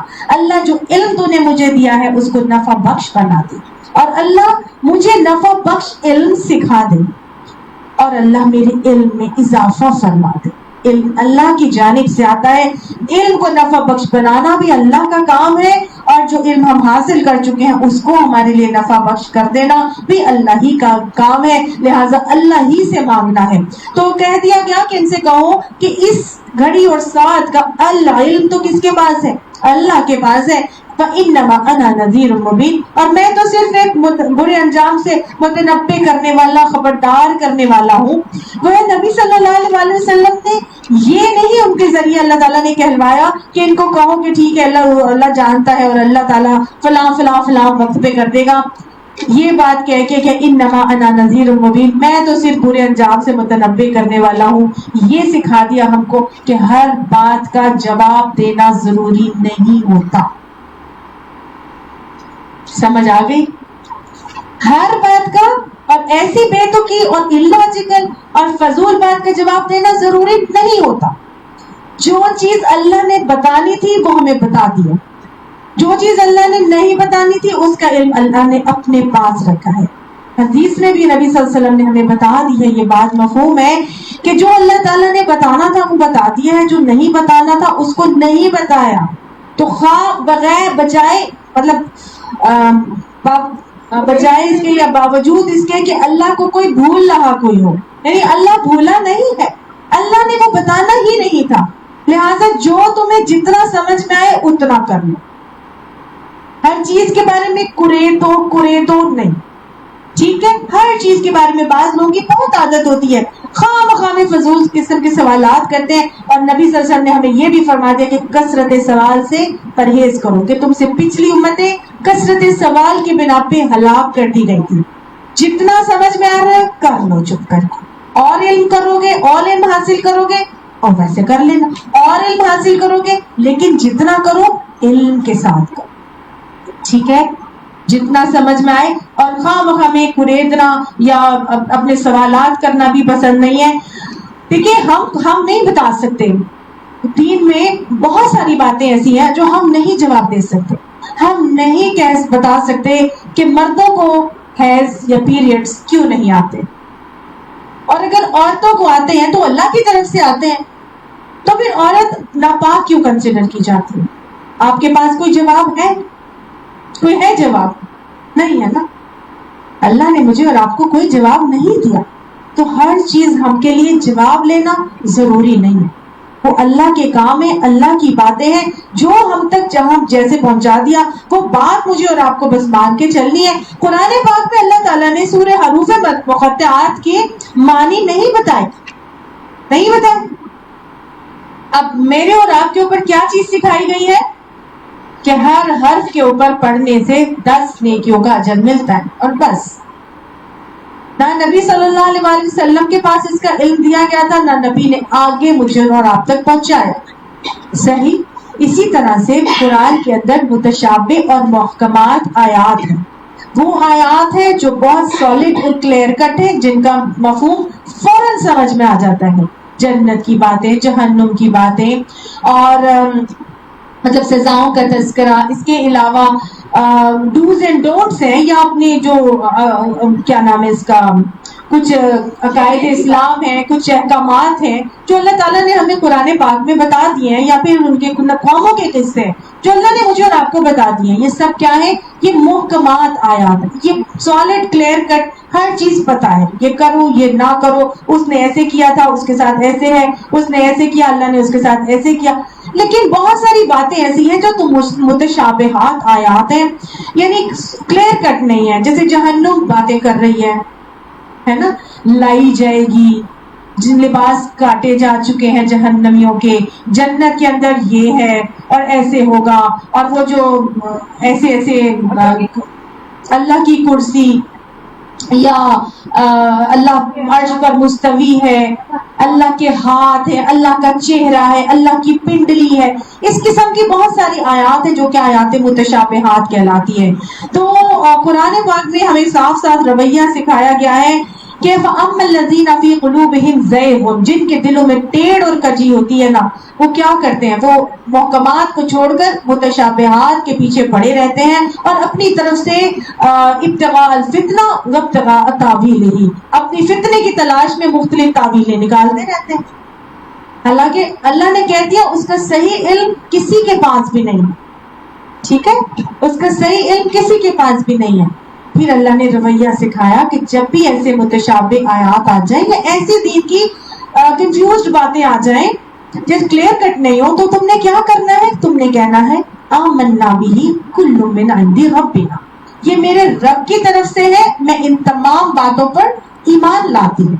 ہمارے دین کا more than 50% سے زیادہ جو دین ہے, وہ میں نے آپ کو پہلے بھی بتایا تھا, ایمان بالغیب کے اوپر ہے, ان سین کے اوپر ہے. ہم نہیں دیکھتے, ہم نہیں جانتے, ہمیں بہت ساری باتیں من و ماننی ہے جو اللہ تعالیٰ نے مجھے اور آپ کو بتا دی ہے, نبی صلی اللہ علیہ وسلم کے ذریعے سے پہنچا دی ہے, ہمیں ان کو ماننا ہی ماننا, ٹھیک ہے نا. تو گویا یہ چیزیں مجھے اور آپ کو یہاں پر بتائی بھی گئی اور سکھائی بھی گئی, اور پھر یہ بتا دیا گیا کہ تم جو ہے نا صرف اور صرف برے انجام سے متنبع کرنے والے ہو, ہر بات کا جواب دینا ضروری نہیں ہے.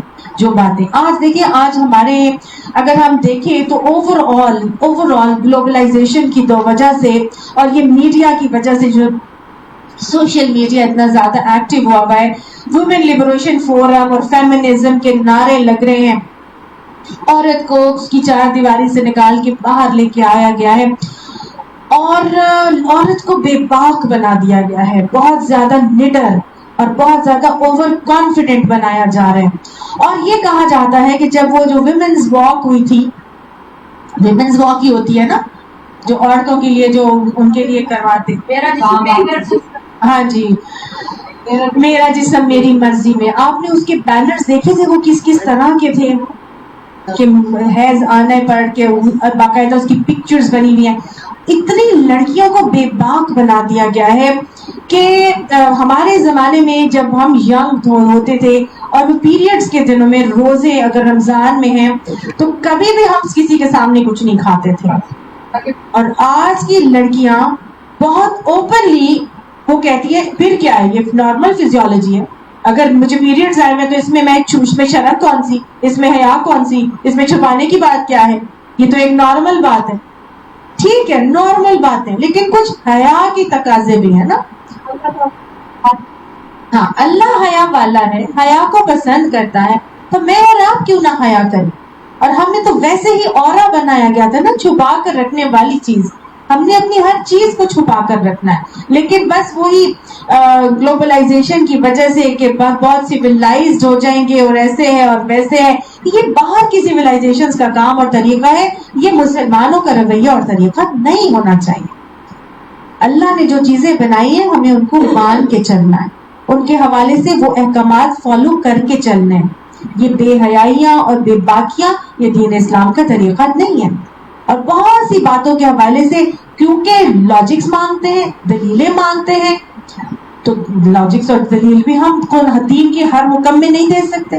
الف لام میم، الف لام را، ہا میم، ہا میم سین عین قاف، عین سین قاف نون، یہ سب کیا ہے؟ حروف مقطعات ہیں. اب ہم کہیں کہ جی اس کا یہ معنی ہے اور اس کا یہ مطلب ہے اور اس کا کیوں مطلب پتہ نہیں ہے، کیوں نہیں بتایا گیا، سورج کہاں نیچے سجدہ کرتا ہے، اللہ کے عرش کہاں پر ہے، وہ تو ہر وقت زمین ریوالو ہو رہی ہے. مختلف قسم کے اللہ کی نبی کی اور اللہ کی بتائی ہوئی باتوں کو ہم کوشچن نہیں کر سکتے.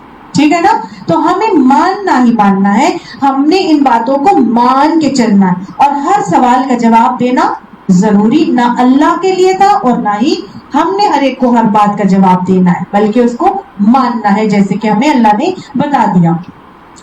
فَلَمَّا رَأَوْهُ زُلْفَةً، پس جب دیکھیں گے اس کو، زلفتن، زلف کی مانند یعنی اپنے اتنا قریب دیکھیں گے کہ جیسے ان کے چہرے کے اوپر قیامت کی تکلیف، اس کی پریشانی، اس کی گھبراہٹ، اس کی ہلاکی کو وہ اتنا قریب محسوس کریں گے کہ گویا ان کے چہرے پر ان کو محسوس ہو رہی ہوگی. سیئت وجوہ الذین کفروا، کہ بگڑ جائیں گے گند کو دیکھ کے، جو غلاظت کو دیکھ کے. جب ایک چیز منہ بنایا جاتا ہے نا اس کو سیئت کہا جاتا ہے، تو ان کے چہرے بگڑ جائیں گے اس کی ہلاکی کو دیکھ کے، اس کی غلاظت کو دیکھ کے، اس کی کیفیت کو دیکھ کے. جو قیامت جب ہوگی تو اللہ تعالیٰ فرماتے ہیں کون لوگ ان کے چہرے بگڑ جائیں گے اور کالے ہو جائیں گے، سیاہی چھا جائے گی؟ الذین کفروا، ان کی جنہوں نے انکار کے رویے پر اپنی زندگی گزاری ہوگی. قیامت تو آنی ہے نا. اور اللہ تعالیٰ نے جو کہا تھا نا کہ انما العلم عند اللہ، کہ اس کا علم اللہ کے پاس ہے. تو یاد رکھیے گا حدیث میں آتا ہے غیب کی 5 کنجیاں ہیں، 5 کنجیاں غیب کی ہیں، یعنی 5 چابیاں ہیں غیب کی جو اللہ نے اپنے علاوہ کسی کو بھی نہیں دی. ٹھیک ہے؟ اس میں سے پہلی چابی کون سی ہے؟ وہ ہے ماؤں کے پیٹوں میں کیا پرورش پا رہا ہے. اللہ چاہتا ہے بتانا تو بتا دیتا ہے، 3D سے 4D سے ultra sound T V S وغیرہ سے معلوم ہو جاتا ہے کہ ماں کے پیٹ میں بیٹا ہے کہ بیٹی ہے. اور اگر اللہ نہیں وہ علم دینا چاہتا تو چاہے 3D کرا لو، 4D کرا لو یا ٹی وی ایس کرا لو، سیکس جینڈر پتہ ہی نہیں چلتا. ایسے ہوتا ہے میرے ساتھ. ہاں بالکل. تو ایک موٹی موٹی بات تو سیکس کے حوالے سے ہے، لیکن نیچر اس کی کیسی ہوگی، نیک بخت ہوگا یا بدبخت ہوگا؟ ہاں جی، کیا پرورش پا رہا ہے، کتنا ٹائم ہوگا، مطلب ہر چیز. ہاں ماں باپ کا نافرمان ہوگا یا فرما بردار ہوگا، اللہ نے سب کچھ مطلب اس کو معلوم ہے ہر چیز. ابھی لوگ بہت زیادہ کوشچن اٹھاتے ہیں کہ اس کے حوالے سے تو میڈیکل سائنس بہت کچھ بتا دیتی ہے، لیکن بات یہی ہے کہ جب اللہ بتانا چاہتا ہے تبھی ان انویسٹیگیشنز اور ٹیسٹ میں آتا ہے. نہیں تو جو الٹرا ساؤنڈ کی ڈاکٹر ہوتے ہیں وہ بھی یہی کہتے ہیں کہ جی سیکس کلیئرلی ویزیبل نہیں ہے کہ نہیں. ہمارے پاس بیٹھی ہوئی الٹرا ساؤنڈ کی ڈاکٹر، وہ کہہ دیتے ہیں کہ جی ویزیبل نہیں ہو رہا. ٹھیک ہے، تو ماں پہلی غیب کی کنجی. دوسری یہ کہ کون کون کہاں اور کب مرے گا. ٹھیک ہے، کہاں مرے گا اور کب مرے گا یہ بھی اللہ کو پتا ہے. اور تیسرا یہ ہے کہ کوئی رزق کب اور کتنا پائے گا، رزق بھی اللہ کو معلوم ہے. اور اس کے علاوہ چوتھی چیز یہ ہے کہ بارش کہاں برسے گی، کہاں اور کب اور کتنی برسے گی، بارش کے معاملات. اور پانچویں یہ ہے کہ قیامت کب آئے گی. علم اللہ کے پاس ہے، اللہ نے یہ علم کسی کو نہیں دیا. آج ہی وہ ویدر والے جو ہیں وہ سارا کچھ بتا دیتے ہیں پروڈکشن کر کے، فور کاسٹ کرتے ہیں. جی 10 دن سے فور کاسٹ ہوئی تھی جمعے کی بارش کی، پچھلے جمعے جو بارش ہوئی تھی 10 دن پہلے سے فور کاسٹ تھی کہ جی اگلے جمعے کو بارش ہونی ہے. اور بڑی زبردست بارش ہوئی اور ہم نے دیکھا کتنا جل تھل ہو گیا. اس کے بعد فور کاسٹ یہ تھی کہ اس دن جو بارش ہوئی ہے اس سے زیادہ بارش اگلے دن ہوگی، اور اس دن اتنی سی بھی بارش نہیں ہوئی. ٹھیک ہے نا، یہ اللہ کو پتا ہے. کبھی اللہ تعالیٰ بتا دیتا ہے اور کبھی اللہ تعالیٰ نہیں بتاتا. نیکسٹ ڈے یعنی سیٹرڈے کی تو فرائیڈے سے بھی زیادہ بارش کی فور کاسٹ تھی، لیکن سیٹرڈے کو بارش ہی نہیں برسی. میں نے دل میں سوچا، میں نے کہا واہ اللہ تعالیٰ کیا بات ہے، سارا علم اللہ کے پاس ہے. ہمارے پاس تو صرف ایک فور کاسٹ ہے جو ہم کر سکتے ہیں کچھ کنڈیشنز کو دیکھ کر، ادروائز ہم علم تو اللہ کے پاس ہے. بارش کب کہاں کتنی برسانی ہے یہ سب اللہ کے پاس ہے. تو ہاں جی، یہ جو موسم چینج ہوا کہ وہ بھی بات صحیح کہہ رہی کہ جون کے مہینے میں سردی آ گئی. وقیل ھذا الذی کنتم بہ تدعون، اور ان لوگوں نے ان سے یہ کہا جائے گا کہ یہی وہ چیز ہے جس کا تم تقاضا کر رہے تھے، جس کو تم پکارتے تھے، جس کو تم مانگ رہے تھے نا کہ آپ بتاؤ کب آئے گی، وہ وعدہ کب پورا ہوگا، قیامت کب آئے گی. اگر سچے ہو تو جس وقت قیامت آئے گی وہ اس کی تکلیف کو اپنی چہرے پر محسوس کریں گے، چہرے ان کے سیاہ ہو جائیں گے، منہ بگڑ جائیں گے، اور ان کافروں کو کہا جائے گا کہ یہی تو وہ چیز ہے جس کا تم تقاضا کر رہے تھے. اللہم لا تجعلنا منہم. ویسے قیامت جو ہے وہ مومنوں کے اوپر نہیں آئے گی، وہ کس کے اوپر آئے گی؟ وہ صرف اور صرف کافروں کے اوپر ہی آئے گی. مومنوں کو قیامت کے آنے سے پہلے ہی حدیث سے پتہ چلتا ہے کہ ایک دل کی بیماری ہوگی اور وہ سب اس بیماری سے مر جائیں گے. تو وہ مومن جو ہے وہ قیامت کے زلزلے ہولناکیاں ان سب سے پہلے ہی اس دنیا سے اٹھا لیے جائیں گے. قل ان سے کہو ارأیتم ان اہلکنی اللہ، کہ کیا تم نے کبھی سوچا کہ اگر اللہ مجھے ہلاک کر دے.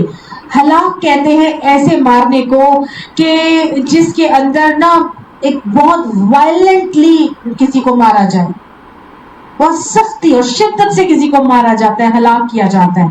ایک ہوتا ہے نا اماتا، مارنا، وہ جو مر جاتا ہے، جو قدرتی موت مر جاتا ہے. اور ایک اہلکنیہ، ہلاک کرنا کس کو کہتے ہیں؟ بہت شدت سے، وائلنٹلی، بہت ہی تکلیف دہ موت. تو اگر اللہ مجھے ہلاک کر دے اور ومن معی، اور جو میرے ساتھ ہیں ان سب کو بھی اللہ ہلاک کر دے، یعنی اللہ اگر ہلاک کرنا چاہے تو اللہ ہلاک کر سکتا ہے کہ نہیں کر سکتا؟ اللہ نبی صلی اللہ علیہ وسلم کو بھی ہلاک کر سکتا ہے، اور جو نبی صلی اللہ علیہ وسلم کے ساتھی تھے ان کو بھی ہلاک کر سکتا ہے، مجھے بھی ہلاک کر سکتا ہے، اور جو میرے ساتھ لوگ ہیں ان کو بھی ہلاک کر سکتا ہے. ہلاک تو اللہ ایک طرف سے کر سکتا ہے کہ جب ہلاک کرتا ہے تو انسان دنیا سے چلا جاتا ہے. دوسری طرف کہا جاتا ہے او رحمنا، یا ہم پر رحم کر دے. اللہ نے یہ نہیں کہا یا ہمیں زندہ رکھے، گویا زندگی اللہ کی رحمت ہے. او رحمنا کہہ کے اللہ تعالیٰ نے گویا یہ بتا دیا کہ اگر چاہے تو تم لوگ کو ہلاک کر دے، بڑی سختی سے مار دے، یا یہ کہ تم پر اپنا رحم کر دے، یعنی تمہیں زندگی دے دے. زندگی اللہ کی رحمت ہے. اللہ تعالیٰ جب ہمیں دیتا ہے زندگی تو یہ اس کی رحمت ہے. اور اس زندگی کو رحمت سمجھ کر مومن کو کیا کرنا چاہیے؟ اپنی زندگی کو کافروں کی طرح نہیں بلکہ مومنوں کی طرح گزارنی چاہیے. اللہ پر ایمان رکھتے ہوئے اللہ سے ڈر ڈر کے زندگی گزارنی چاہیے, کیونکہ اللہ کی رحمت ہی سے مجھے اور آپ کو یہ زندگی ملی ہے, اور یہ اللہ ہی کی رحمت ہے جو ہماری اس نیا کو پار لگا کے جنت تک پہنچائے گی. نبی صلی اللہ علیہ وسلم نے بھی فرمایا تھا نا کہ اللہ کی رحمت کے بغیر تو میں بھی جنت میں نہیں جا سکتا. اللہ کی رحمت ہوگی تو ہی ہم جنت میں جائیں گے. یہ زندگی اللہ کی رحمت ہے. اس زندگی کو مہلت عمل کو غنیمت جانتے ہوئے اللہ سے اس کی رحمت مانگنی چاہیے کہ اس کی رحمت ہمارے اوپر جب ہوگی تو ہی ہم اپنی اس قوت سماعت اور قوت بصارت کو استعمال کر کے اپنے ان دلوں کو افئدہ بنا سکیں گے, اور پھر یہ افئدہ ہمیں اللہ کی اس رحمت کا حقدار بنائے گی جو قیامت میں اللہ اپنے مومن بندوں کے لیے ہو جائے گا. ٹھیک ہے, تو اللہ کی اس دی ہوئی رحمت کے ساتھ کیا کرنا ہے؟ پھر کمپلیننگ ایٹیٹیوڈ چھوڑ دینا. سمجھ آئی؟ ہماری زندگی اللہ کی رحمت ہے. پیچھے بھی اللہ تعالیٰ نے ہمیں بتایا تھا کہ اللہ رحمان ہے, اس نے یہ ساری دنیا محبت سے بنائی ہے, اور ہم نے دیکھا تھا کہ ہر قسم کا شکایتی رویہ اور بیہیویئر ہم نے اپنی زندگی سے نکال دینا ہے. یہ زندگی اللہ نے اپنی رحمت سے دی ہے, تو اس کے بارے میں کمپلیننگ ایٹیٹیوڈز چھوڑ دیں. میری ہی ساس ایسی ہونی تھی, مجھے ہی ایسے بچے ملنے تھے, میں نے ہی اس طرح کے گھر میں رہنا تھا, میرے ہی شوہر کو ایسے ہونا تھا, میرے ساتھ ہی اللہ نے ایسے کرنا تھا, میرا ہی رنگ ایسا بنانا تھا, مجھے ہی ایسی جسم دینا تھا, میرے ہی ناک ایسی بنانی تھی. مختلف قسم کے کمپلیننگ ایٹیٹیوڈز ہیں نا ہمارے. جب سمجھ لیا کہ یہ زندگی اللہ کی رحمت ہے تو رحمت اللہ کی 99 درجے ہے جو اس نے اپنے پاس رکھی ہے. صرف ایک اللہ نے جب رحمت بنائی تو 100 حصے کیے, حدیث سے پتہ چلتا ہے, جس میں سے ایک حصہ اس نے پوری دنیا میں دیا اور 99 حصے رحمت کے اپنے پاس رکھے. ایک ماں اپنے بچے پہ رحمت کرتی ہے, باپ رحمت کرتا ہے, تو کیا ہمارا حال ہوتا ہے؟ سوچئے وہ 70 ماؤں سے زیادہ پیار کرنے والا جس کی رحمت بھی 99 حصے زیادہ ہے ہماری رحمت سے, وہ کبھی ہمارے ساتھ برا کر سکتا تھا یا کر سکتا ہے؟ جب یہ باتیں سمجھ میں آ جاتی ہیں تو ہر طرف اللہ کی رحمت نظر آتی ہے. شکر ہے کہ مجھے ایسے والدین ملے, اگر یہ نہ ہوتے تو میں آج ایسی نہ ہوتی. شکر ہے کہ مجھے ایسا شوہر ملا, اگر یہ نہ ایسا ہوتا تو میں آج ایسی ہوتی. پھر ہی ہماری زندگیوں سے کمپلیننگ ایٹیٹیوڈز نکلیں گے, اللہ کی رحمت نظر آئے گی. محاسبہ کریں اپنے آپ کو, جھنجھوڑیں. ہم یہاں اپنے آپ کو ٹٹولنے بیٹھے, اپنی اصلاح کرنے بیٹھے. اتنی دور سے آتے ہیں آپ لوگ سب, ٹائم ضائع تو نہیں کرنے آتے, سیکھنے آتے ہیں, اپنی اصلاح کر کے اللہ کو پہچاننے آتے ہیں, اپنے رویے کو صحیح کر کے اللہ کو خوش کرنے آتے ہیں.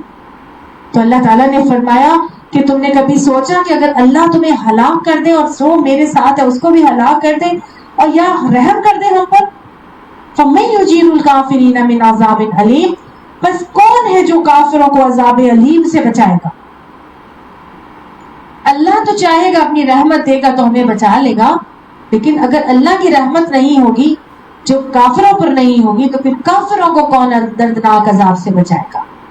اللہ کی رحمت مومن کے لیے ہی ہوگی, اسی کے لیے ہوگی جو اللہ کو اللہ تصور کر کے اپنی اصلاح کر کے چل رہا ہوگا. دنیا میں تو اللہ نے رحمت دی ہی ہوئی ہے, اسی لیے رحیم ہے اللہ تعالیٰ کی صفت. قیامت میں اللہ رحیم ہو جائے گا. دنیا میں وہ رحمان ہے سب کے لیے, لیکن قیامت میں رحیم صرف مومنوں کے لیے ہوگا. کافروں کے لیے وَمَن يُجِيرُ الْكَافِرِينَ مِنْ عَذَابٍ أَلِيمٍ, اب اللہ کی رحمت کافروں کے لیے نہیں ہوگی جو انہیں اللہ کے دردناک عذاب سے بچانے والی. سمجھ آئی؟ تو پھر کیا کرنا ہے؟ اس دنیا میں اپنا دامن اللہ کے ساتھ थाम लेना है, पकड़ लेना है, जोर से जकड़ लेना है, अपने आप को अल्लाह से दूर नहीं करना, अल्लाह से उसकी रहमत मांगते रहना है। लिहाजा अल्लाह ताला ने फरमा दिया, कुल इनसे कह दीजिए हुवा रहमानु आमन्ना बिही। अब आइंदा के लिए लाया अमल अल्लाह ताला ने दे दिया कि तमाम लोग ये कह दें कि वो रहमान वो है कि जिसके ऊपर हम ईमान लेकर आते हैं। हम भी अल्लाह के ऊपर ईमान लेकर आते हैं, अल्लाह रहमान और रहीम के ऊपर हम ईमान लेकर आते हैं। लाते हैं कि नहीं लाते? उसे बोलिए लगते जी। अल्लाह फरमाता है, हाँ जी, अल्लाह ताला फरमाता है कह दो कि वो रहमान है जिसके ऊपर हम ईमान लाते हैं। यहाँ भी अल्लाह ने ये नहीं कहा कि कुल हुवल्लाहु आमन्ना बिही, कि वो अल्लाह है जिसके ऊपर हम ईमान लाते हैं। नहीं, अल्लाह ने बता दिया कि मैं रहमान हूं, मैं मोहब्बत करने वाला। अब अल्लाह ने यहाँ पे आके इंसानों का रुख किसकी तरफ मोड़ा? रहमान की तरफ, उसकी रहमत की तरफ। कह दो कि वो रहमान है जिसके ऊपर हम ईमान लाते हैं, वो अलैहि तवक्कलना, उसी के ऊपर हम भरोसा करते हैं। तमाम मोमिनों को करने का तरीका और काम बताया जा रहा है इस सूरत के इख्तिताम में कि अब अगर हम ईमान लाते हैं तो किस पर लाते हैं? अल्लाह रहमान के ऊपर ईमान लाते हैं, उसी पर हम भरोसा करते हैं। और फसतअलमूना मन हुआ फी ज़लालिम मुबीन, बस अनकरीब तुम सब जान लोगे कि कौन खुली गुमराही में मुब्तला है। अल्लाह ने फरमा दिया है कि काफिर जो है वो अनकरीब हर चीज के बारे में जान लेंगे, उनको मालूम हो जाएगा, वो माने या ना माने, जो हकीकत अल्लाह ने बता दी है वो तो होना ही होना है। टीवी में न्यूज आ रही है, मैं अगर टीवी बंद कर दूंगी तो क्या न्यूज बंद हो जाएंगी, रुक जाएंगी? दुनिया में जो हो रहा है वो क्या वो खत्म हो जाएगा? टीवी बंद करने से क्या होगा? चलता रहेगा, चलता ही रहेगा। टीवी के अंदर जो न्यूज आ रही है वो तो हालात हाजरा की न्यूज है, वो तो एज इट इज बरकरार रहेंगी ना। मेरे टीवी को बंद करने से मेरी आंखें तो उसकी तरफ से ओझल और बंद हो जाएंगी, कान बंद हो जाएंगे, लेकिन जो असल हकीकत जो दुनिया में चल रही है वो तो एज इट इज ही बरकरार रहेगी ना। वो वाक़यात जो रूनुमा हो रहे हैं वो तो हो रहे हैं ना। तो इसीलिए अल्लाह ने कहा कि देखो तुम अपने रहमान पर ईमान ले आओ, उसी पर तवक्कुल करो, लेकिन जो कुल्ली गुमराही में उनको यकीनन मालूम हो ही जाएगा, क्योंकि ये जो बातें अल्लाह ने बताई हैं, वमन अस्दक़ु मिनल्लाहि हदीसा वमन अस्दक़ु मिनल्लाहि क़ीला, अल्लाह से सच्ची बात और किसी की नहीं हो सकती। तो अल्लाह ने जो बातें सारी बताई हैं वो अनकरीब उन सब को मालूम हो जाएगा। कुल इनसे कहो, अब आखिरी बात कह के अल्लाह ताला ने इंसान को एक सोच दे के, आप कह लीजिए कि एक सोच उसके दिमाग में डाल दी और एक सवाल डालकर अपनी बात को खत्म कर दिया ताकि सब सोचते रहें। अब हम भी घर जाएंगे तो हम भी सोचेंगे। अल्लाह ने कहा इनसे कहो, कुल अराअयतुम, क्या कभी तुमने देखा या कभी ये सोचा, इन अस्बहा माउकुम गौरन, कि अगर अल्लाह सुब्हाना ताला तुम्हारे जो पानी है तुम्हारा उसको खुश्क कर दे, अगर ये पानी अल्लाह ताला खुश्क कर दे, फमन यअतुकुम बिमाइन माइन, तो कौन पानी के चश्मे लेकर आ सकता है? मुशरिकीन मक्का का तो अल्लाह ताला ने ये कह दिया था कि ये ज़मज़म जो तुम्हारी हयात और अफजाइश का सबब बना, जिससे अल्लाह ने तुम्हें जमीन में फैलाया, अंशाअकुम का मामला किया, और अल्लाह ने तुम्हें यहाँ पर नस्लों में कबीलों में फैलाया, अगर इस ज़मज़म को अल्लाह ताला मक्का से निकाल ले, खुश्क कर दे, तो कौन लेके आएगा वहां पानी? कोई ला सकता है अल्लाह के अलावा? ज़मज़म जन्नत का पानी है, फरिश्ते के पर के सूरत में वजूद में आया था। हजरत इस्माइल अलैहिस्सलाम ईड़ियां रगड़ रहे थे, फरिश्ते ने पर मारा और हजरत बीबी हाजरा जो सफा मरवा पे चढ़ी हुई थी बार बार देख रही थी कि कहीं से कोई काफिला नजर आ जाए कि पानी लूं और दूध पीऊं और अपने बच्चे को पिलाओ। फरिश्ते के पर मारने की वजह से वो संगलाख चट्टानों वाली जगह से पानी फूट आता है, और ऐसा फूटता है कि आज तक फूटा चला जा रहा है। ادھر سے ادھر لے کر جانا چاہیں مکہ سے مدینہ تو پائپ لائن جہاں پہنچتی ہے مکہ کی باؤنڈری پر تو وہاں پریشر ہی زیرو ہو جاتا ہے کہ آگے پہنچ ہی نہیں سکتا. یہ تو حال ہے. اللہ نے کہا ان پانی کی سوتوں کو اگر میں خشک کر دوں تو کوئی نکال سکتا ہے وہاں پانی؟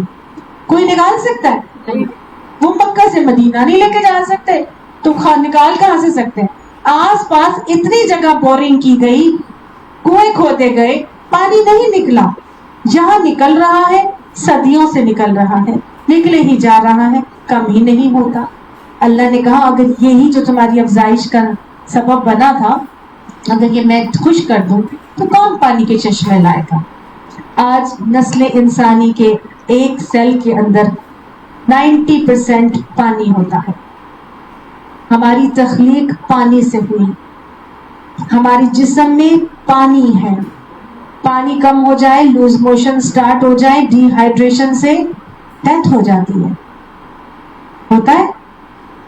اگر ہمارا پانی اللہ لے جائے تو کون لے کر آتا ہے وہ پانی؟ کوئی لا سکتا ہے؟ صرف پانی. اللہ سبحانہ تعالیٰ ہمیں اپنی پہچان عطا فرمائے, ہمیں اپنی معرفت عطا فرمائے, ہمیں اپنے تقوی اور اپنی خشیت عطا فرمائے. اللہ ہمیں اپنی اصلاح کی توفیق عطا فرمائے. اللہ ہمیں ایسا بنا دے کہ ہم اسے پسند آ جائیں. اللہ ہماری اولادوں کو بھی ایسا بنا دے کہ اسے پسند آ جائیں. اللہ انہیں بھی دین کے لیے قبول فرما لے. اللہ اس سورہ ملک ہمیں علم عطا فرمائے. اس سورہ ملک کی ہمیں علم کے بعد عمل کی توفیق عطا فرمائے. آپ یاد رکھیے اور یہ سوچئے گا, گھر میں جا کے سوچئے گا, ایک پانی اللہ تعالیٰ نے صرف بتایا کہ اگر میں یہ لے جاؤں تو کون ہے وہ پانی تمہارے لیے لے کر آئے گا. صرف ایک پانی اگر لوز موشنز ہو جائیں کہاں سے واپس آئیں گے ہم لوگوں؟ ہمارے آنکھوں کے سامنے جوان جوان بچے آتے ہیں ہاسپٹل میں اور وہ دنیا سے چلے جاتے ہیں صرف اور صرف ان کو ڈی ہائیڈریشن ہوتی ہے. وقت پر ان کو ڈی ہائیڈریشن سے کڈنیز فیل ہو جاتے ہیں, سروائیو نہیں کر پاتے. چھوٹے چھوٹے بچے آتے اور وہ اللہ کو پیارے ہو جاتے ہیں. ایک پانی. کب تک ہم اپنی اصلاح نہیں کریں گے؟ کب تک ہم دنیا کے پیچھے بھاگتے رہیں گے؟ کب تک ہم وہی ناپ تول میں ڈنڈیاں ماریں گے؟ کب تک ہم وعدہ خلافیاں کریں گے؟ کب تک ہم جھوٹ بولتے رہیں گے؟ کب تک ہم غیبتیں کرتے رہیں گے؟ کب تک ہم اپنی زبانوں کو لگام نہیں ڈالیں گے؟ کب تک ہم منافقانہ روش نہیں چھوڑیں گے؟ کہ امسا کا رزق ہو جائے گا تو پھر بیٹھے رہ جائیں گے, ہاتھ ملتے رہ جائیں گے. اس وقت کے آنے سے پہلے گناہوں پہ اللہ تعالیٰ سے توبہ طائب ہو جائیے اور اللہ کے حضور گڑا گڑا کر اصلاح کا وعدہ کیجیے اور اپنی اصل اصلاح کی توفیق مانگیے کہ اللہ ہمیں بہترین مسلمان بننے کی توفیق عطا فرمائے. یقین مانیے ہم خود صحیح ہوں گے تو ہمارے حکمران صحیح ہو جائیں گے. ہمارے اوپر یہ جو عذاب ہے نا حکمرانوں کی صورت میں, یہ صرف ہمارے اعمال کی اصلاح کرنی ہے. میں نے اور آپ نے, ہم اپنی اصلاح کر لیں. ہماری اصلاح ہوگی تو ہمارا گھر صحیح ہوگا, ہمارا گھر صحیح ہوگا تو ہماری نسل صحیح ہوگی, ہماری نسل صحیح ہوگی تو آگے اچھے حکمران خود بخود آئیں گے. ہم روتے ہیں حکمرانوں کو, اپنی اصلاح کو بھول جاتے ہیں. اللہ ہمیں اپنی بہترین اصلاح کی توفیق عطا فرمائے. آپ سب لوگوں کو سورہ ملک کا علم مبارک ہو. اب اگلی کلاس سے انشاءاللہ سورہ فاتحہ اور پھر سورہ بقرہ ہم کر کے اپنا پورا قرآن کورس جو ہے نور القرآن کورس ہماری اگلی کلاس میں انشاءاللہ سٹارٹ ہو جائے گا. ٹھیک ہے, جزاکم اللہ خیرا کثیرا. وآخر دعوانا الحمد للہ رب العالمین وما علینا الا البلاغ. صدق اللہ العظیم. آمین. ثم آمین.